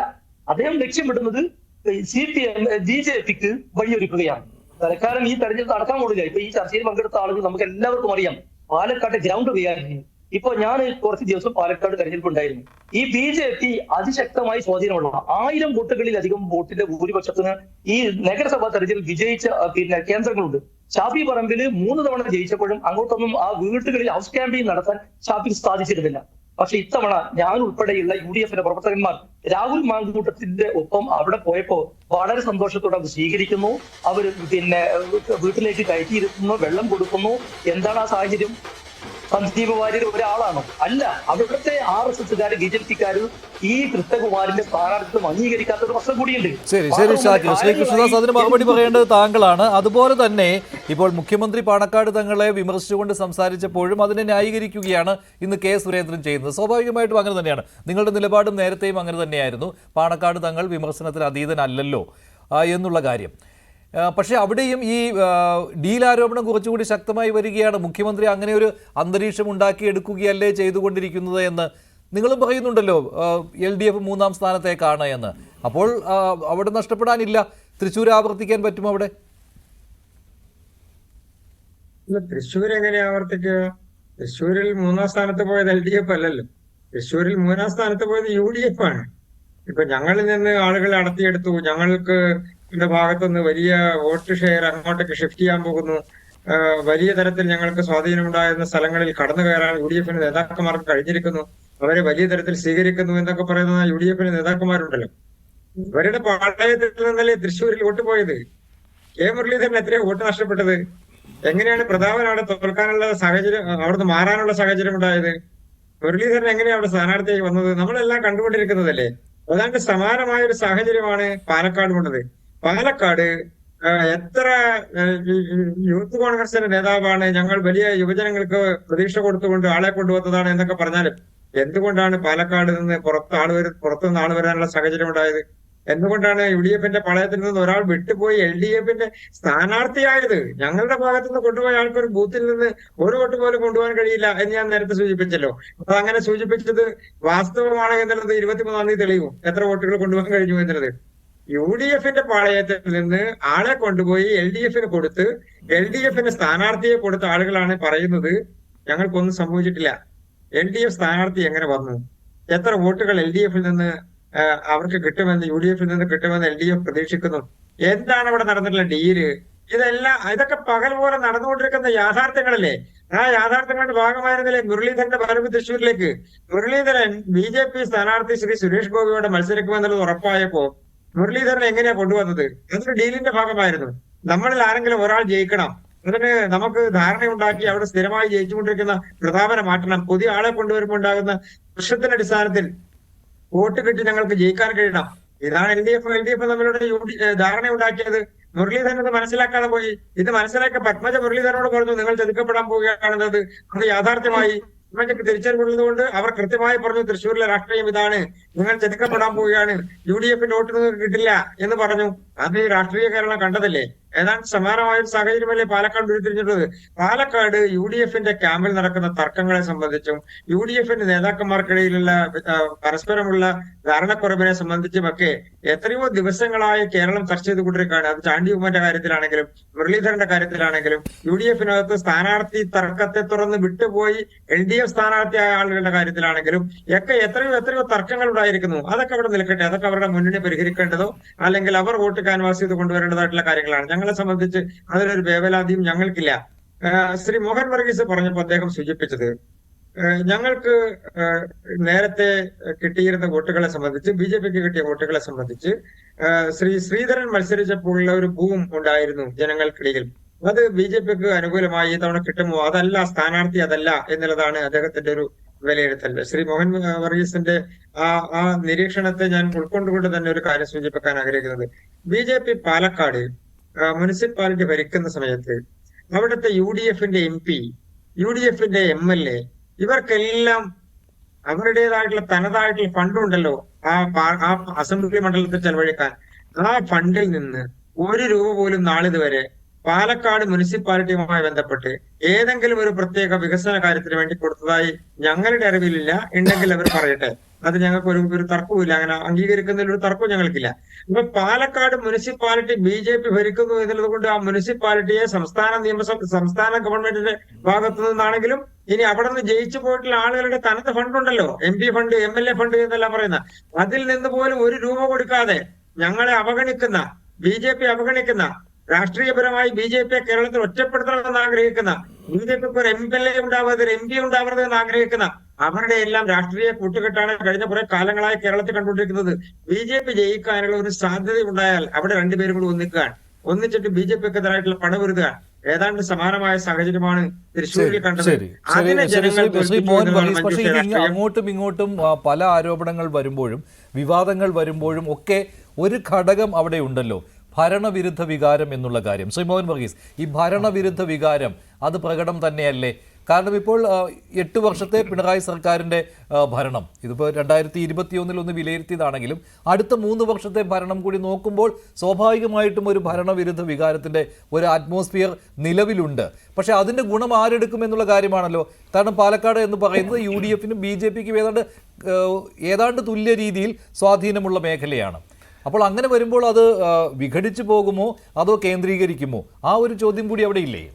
ഭരണവിരുദ്ധ വികാരം ഒരു യാഥാർത്ഥ്യമാണ്. കാരണം 8-8.5 വർഷം അടുപ്പിച്ച മുഖ്യമന്ത്രിയായിരുന്ന ശ്രീ പിണറായി വിജയൻ നയിക്കുന്ന സർക്കാരിനെതിരെ സ്വാഭാവികമായി ഉണ്ടാകുന്ന ഒരു ആൻറ്റി ഇൻകംബൻസി ഇഫക്റ്റിൻ്റെ 2 ക്ലെയിമൻസാണ് കോൺഗ്രസ് ആൻഡ് BJP, അല്ലെങ്കിൽ UDF-ഉം BJP സംവിധാനവും. ഇവിടെ ഒരു ഇലക്ഷൻ്റെ അവസാന ഘട്ടത്തിലേക്ക് വരുമ്പോൾ ആദ്യഘട്ടത്തിൽ ഒരു ലെവൽ പ്ലേയിങ് ഫീൽഡിലായിരിക്കും ഏത് തിരഞ്ഞെടുപ്പും തുടങ്ങുന്നത്. അപ്പോൾ അത് ഫലം പ്രവചനത്തിന് അതീതമാണ്. പക്ഷേ അവസാന ഘട്ടത്തിൽ വരുമ്പോൾ ഒരു പോളറൈസേഷൻ, നിഷ്പക്ഷ വോട്ടർമാരുടെ ഇടയിൽ ഒരു പോളറൈസേഷൻ സംഭവിക്കും. ഈ പാലക്കാട് ഒരു കടുത്ത രാഷ്ട്രീയ മണ്ഡലം തന്നെയാണ്. ഞാൻ സമ്മതിക്കുന്നു, മറ്റ് പാനലിസ്റ്റുകൾ പറയുന്നത് പോലെ തന്നെ ഒരു 80% വോട്ടുകൾ അവർ മുൻകൂട്ടി നിശ്ചയിച്ച മുന്നണിക്ക് മാത്രമേ സ്ഥാനാർത്ഥി ആരെ എന്നത് വിഷയമല്ല. പക്ഷെ മറ്റൊരു 20% വോട്ട് അത് നിർണായകമാണ്. അതെങ്ങനെയും ചാഞ്ചാടാം. അവിടെ ഭരണവിരുദ്ധ വികാരത്തെ ഏറ്റവും അധികം ചാനലൈസ് ചെയ്യുന്നത് മുഖ്യപ്രതിപക്ഷമാണ്. കേരളത്തിലെ മുഖ്യപ്രതിപക്ഷം BJP അല്ല, അത് കോൺഗ്രസ് ആണ്, അല്ലെങ്കിൽ UDF ആണ്. അപ്പം ഭരണവിരുദ്ധ വികാരത്തിൻ്റെ ആദ്യ അവകാശി ശ്രീ രാഹുൽ മാങ്കൂട്ടത്തിൽ തന്നെയാണ് കോൺഗ്രസ് സ്ഥാനാർത്ഥി. അത് സ്വാഭാവികമായി സംഭവിക്കാൻ പോകുന്ന കാര്യമാണ്. എന്നാൽ പാലക്കാടിൻ്റെ ഒരു സവിശേഷ ചുറ്റുപാട് എന്ന് പറയുന്നത് അവിടെ രണ്ടാം കക്ഷി, ഇപ്പോൾ ഒന്നാം കക്ഷി ആരെ എന്നതും രണ്ടാം കക്ഷി ആരെ എന്നതും ഒരു തർക്ക വിഷയമാണ്. BJP ആണോ കോൺഗ്രസ് ആണോ പാലക്കാട്ടെ ഒന്നാം കക്ഷി, അതൊരു ചർച്ചാ വിഷയമാണ്. അവിടെ പരമ്പരാഗതമായി ഒന്നാം കക്ഷിയായിരുന്ന CPM ഇപ്പോൾ നിസ്തർക്കമാണത് 3ാം സ്ഥാനത്തേക്ക് പോയിരിക്കുന്നു. അത് കഴിഞ്ഞ തെരഞ്ഞെടുപ്പുകൾ നൽകുന്ന സൂചന അതാണ്. നിയമസഭാ തെരഞ്ഞെടുപ്പ്, കഴിഞ്ഞ 3 നിയമസഭാ തെരഞ്ഞെടുപ്പിൽ കൺസിസ്റ്റൻ്റായി സംഭവിച്ച ഒരു വോട്ട് ശതമാനത്തിലെ കുറവ് അത് 28%, 25%-ലേക്ക് താണ് നിൽക്കുന്നു ഇടതുപക്ഷ സ്ഥാനാർത്ഥിയുടെ വോട്ട്. അതേസമയം BJP ക്രമാനുഗതമായി വോട്ട് ഷെയർ ഉയർത്തുന്നു. കോൺഗ്രസും ഒരു പരിധിവരെ ശ്രീ ഷാഫി പറമ്പലിൻ്റെ വരവ് വലിയ തോതിലാണ് പാലക്കാട് ഒരു പരീക്ഷണാടിസ്ഥാനത്തിലാണ് ഷാഫിയെ പാലക്കാട് പോലെ മണ്ഡലത്തെ നിർത്തുന്നത്. പക്ഷേ ഓരോ ഘട്ടത്തിലും 2011 അദ്ദേഹത്തിന് ചെറിയ ഭൂരിപക്ഷമാണ്, 2016 നല്ല ഒന്നാന്തരം ഭൂരിപക്ഷം ലഭിച്ചു, 2021 ആയപ്പോൾ അദ്ദേഹത്തിന് ഭൂരിപക്ഷം വളരെയധികം കുറഞ്ഞു, കോൺഗ്രസിന് വോട്ട് ഷെയറും കുറയുന്നു, 38,000 വോട്ടിലേക്ക് 54,000 വോട്ടിലേക്ക് കുറയുകയാണ്. അപ്പോൾ അവിടെ യഥാർത്ഥത്തിൽ വളർച്ച ഉണ്ടായത് BJPക്ക് തന്നെയാണ്. ആ വളർച്ച മതിയാകുമോ, ഇപ്പോഴത്തെ സാഹചര്യം അതിന് അനുകൂലമാണോ, ഇതാണ് വിഷയം. അപ്പോൾ അതുകൊണ്ടാണ് ഈ പുറമേ എന്തെല്ലാം കണ്ടെന്ന് പറഞ്ഞാലും ശരി, പുറമേ കാണുന്ന കാഴ്ചയ്ക്കുള്ളിൽ 20% അദൃശ്യ വോട്ട് അവസാന ഘട്ടത്തിൽ പോളറൈസ് ചെയ്യുമ്പോൾ അത് BJP സ്ഥാനാർത്ഥി വേഴ്സസ് കോൺഗ്രസ് സ്ഥാനാർത്ഥി എന്ന രീതിയിൽ പോളറൈസ് ഭരണവിരുദ്ധ വികാരമുണ്ട് എന്നുള്ള കാര്യത്തിൽ താങ്കൾ അനുകൂലിക്കുകയാണ്. അഡ്വക്കേറ്റ് BN ഹസ്കർ, ശ്രീ മോഹൻ വർഗീസ് പറഞ്ഞപ്പോഴും LDFന് 3-ാം സ്ഥാനത്തിന് അപ്പുറത്തേക്ക് വരാൻ പറ്റുമോ എന്ന കാര്യത്തിൽ സംശയം തന്നെയാണ് പറയുന്നത്. മാത്രമല്ല ഭരണവിരുദ്ധ വികാരം എന്നുള്ളത് കാണാതെ പോകാൻ പറ്റില്ലല്ലോ. മഞ്ജുഷ, ഇതില് തെരഞ്ഞെടുപ്പിന്റെ തുടക്കഘട്ടത്തിൽ ഒരു ആന്റി ഇൻക്യുബേഷൻ ഫാക്ടർ ഒക്കെ ചർച്ച ചെയ്യപ്പെട്ടിരുന്നുവെങ്കിൽ പോലും അടിസ്ഥാന വിഷയങ്ങളിലൂന്നിയുള്ള തെരഞ്ഞെടുപ്പ് പ്രവർത്തനം ഗ്രാസ് റൂട്ട് ലെവലിൽ നടത്തുന്ന തെരഞ്ഞെടുപ്പ് പ്രവർത്തനമാണ് ഏതൊരു തെരഞ്ഞെടുപ്പിന്റെയും ഫലം നിശ്ചയിക്കുക.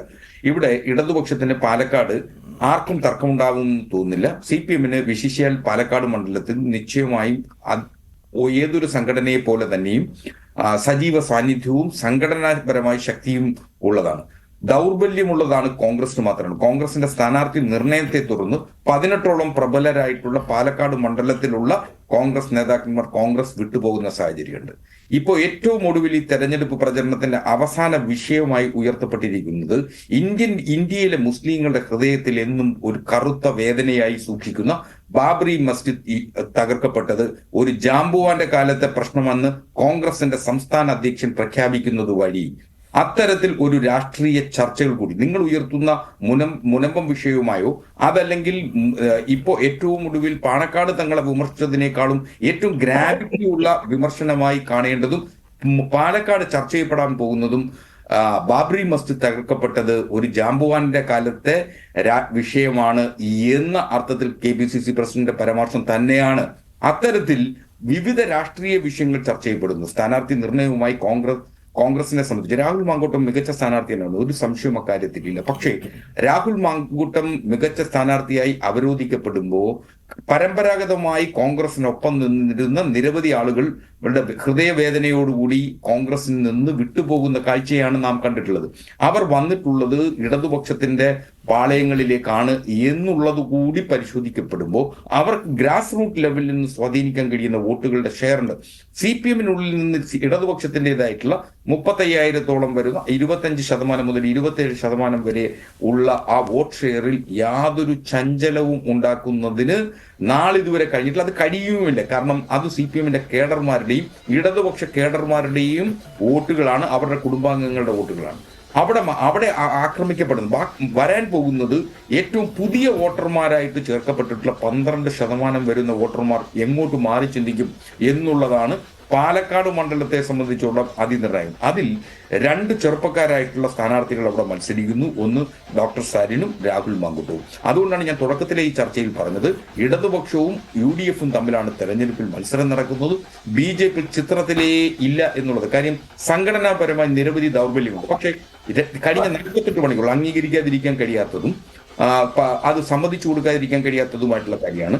RSS എന്ന് പറയുന്ന സംഘടനയ്ക്ക് കഴിഞ്ഞ 48 മണിക്കൂറുകളായി അതിശക്തമായിട്ടുള്ള സംഘടനാ സംവിധാനം പാലക്കാടുണ്ട്. ആ സംഘടനാ സംവിധാനത്തിന്റെ ബലത്തിൽ മാത്രമാണ് പാലക്കാട് മുനിസിപ്പാലിറ്റി അടക്കം BJPക്ക് ഭരിക്കാനാവുന്നത്. അവരിപ്പോൾ എണ്ണയിട്ട യന്ത്രം പോലെ പാലക്കാട് പ്രവർത്തിക്കുന്നു എന്നുള്ളതൊരു വസ്തുത തന്നെയാണ്. ആ വസ്തുത അവർക്ക് എത്രത്തോളം സ്വാധീനിക്കാൻ കഴിയും, അത് ഒരുപക്ഷെ ഈ ശ്രീ സന്ദീപ് വാര്യരുടെ ചുവടുമാറ്റമാണ് അതിന് പ്രധാനമായി കാരണമായിട്ടുള്ളത്. ജയൻ ചേട്ടൻ എന്ന ജയകുമാർ അടക്കം സംസ്ഥാനത്തെ RSSന്റെ പ്രമുഖ നേതാക്കന്മാർ ശ്രമിച്ചിട്ടും സന്ദീപ് വാര്യരെ പിടിച്ചു നിർത്താനായില്ല എന്ന വേദന RSS പ്രവർത്തകർക്കുണ്ട്. പക്ഷെ അവർക്ക് അത് സ്വാധീനിക്കാൻ കഴിയുക RSS മനസ്സുകൾക്കും ഉള്ളിൽ മാത്രമാണ്. അവർക്ക് സാധാരണ ജനങ്ങളെ എത്രത്തോളം സ്വാധീനിക്കാൻ കഴിയും എന്നുള്ളത് വലിയൊരു ചോദ്യമാണ്. RSS അവിടെ എണ്ണയിട്ട പ്രവർത്തനം പോലെ ഒരുപക്ഷെ നേരത്തെ അവർ പ്രവർത്തിച്ചിരുന്നില്ല എന്നുള്ളതൊരു വസ്തുതയാണ് പാലക്കാട്. കഴിഞ്ഞ 48 മണിക്കൂറുകളായി RSS പക്ഷെ സമയബന്ധിതമാണ്. ഇനി ഒരു ദിവസം കൊണ്ട് അത്ഭുതങ്ങളൊന്നും പാലക്കാട്.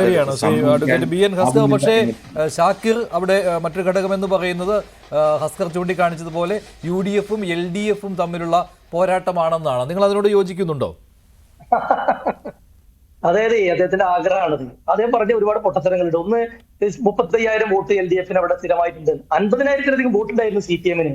CPM-ന്റെ സ്ഥാനാർത്ഥി ഒന്നിലധികം തവണ പാലക്കാട് നിന്ന് വിജയിച്ചിട്ടുണ്ട്. ഇപ്പൊ ഒടുവിൽ നടന്ന തെരഞ്ഞെടുപ്പിൽ 32,000 വോട്ടാണ് LDFും CPM-ന് കിട്ടിയിട്ടുള്ളത്. അപ്പൊ അദ്ദേഹം പറയുന്നത് വസ്തുതാ വിരുദ്ധമാണ്. എല്ലാവർക്കും അറിയാം അവിടെ BJP-യും UDFും തമ്മിലാണ് മത്സരം നടക്കുന്നത്. കഴിഞ്ഞ തവണ മാത്രം BJPക്ക് ഈ ശ്രീധരൻ വഴി കുറച്ച് വോട്ടുകൾ കൂടുതൽ കിട്ടിയിട്ടുണ്ട്. അത് ഈ തെരഞ്ഞെടുപ്പ് അവർക്ക് കിട്ടില്ല എന്ന് അവർക്ക് എല്ലാവർക്കും അറിയാം. പിന്നെ ഭരണവിരുദ്ധ വികാരം മറച്ചു വെക്കാൻ വേണ്ടിയാണ് ഇവർ ഈ പെട്ടി വിവാദം ഉണ്ടാക്കിയത്. അതുപോലെ തന്നെ കൃഷ്ണദാസും CPM ജില്ലാ സെക്രട്ടറി തമ്മിൽ അടികൂടുന്നത്, അങ്ങനെ പിന്നെ ഈ MV ഗോപൻ വിവരക്കാർ വിളിച്ചു പറയുന്നത്, ഇതൊക്കെ നമുക്കറിയാം. ഇവർ ഈ ഭരണവിരുദ്ധ വികാരം ആളുകൾ തെരഞ്ഞെടുപ്പിൽ എങ്ങനെ പ്രതിഫലിക്കുന്ന അറിയോ?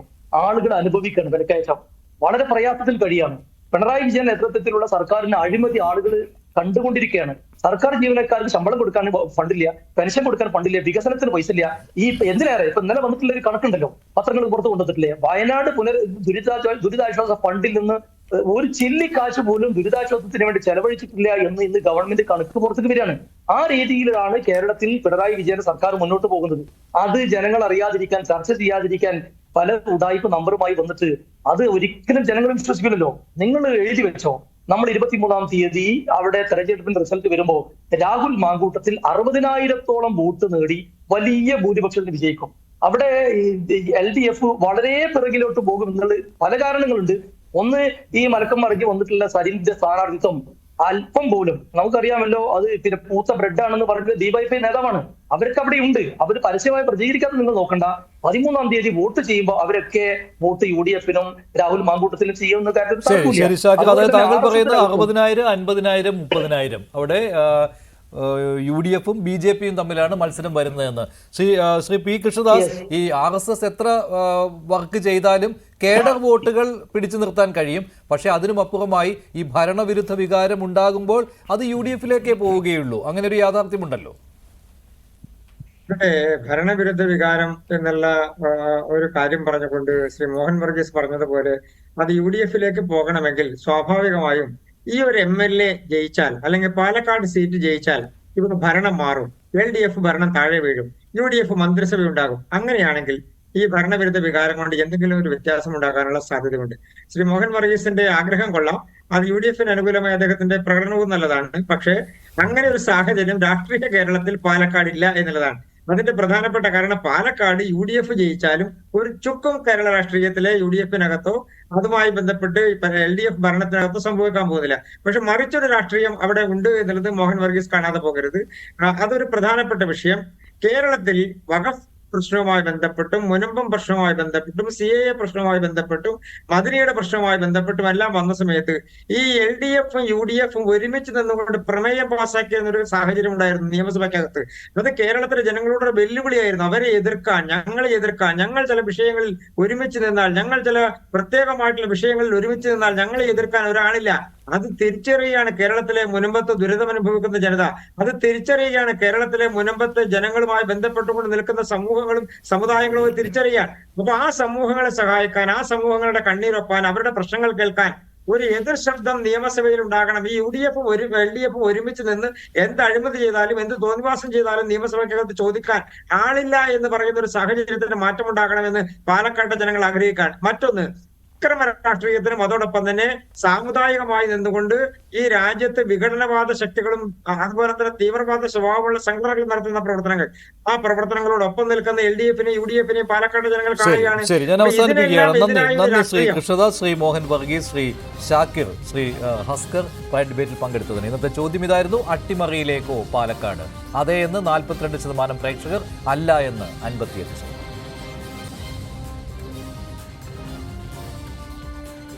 പ്രൈം ഡിബേറ്റ് അവസാനിക്കുന്നു. നന്ദി, നമസ്കാരം.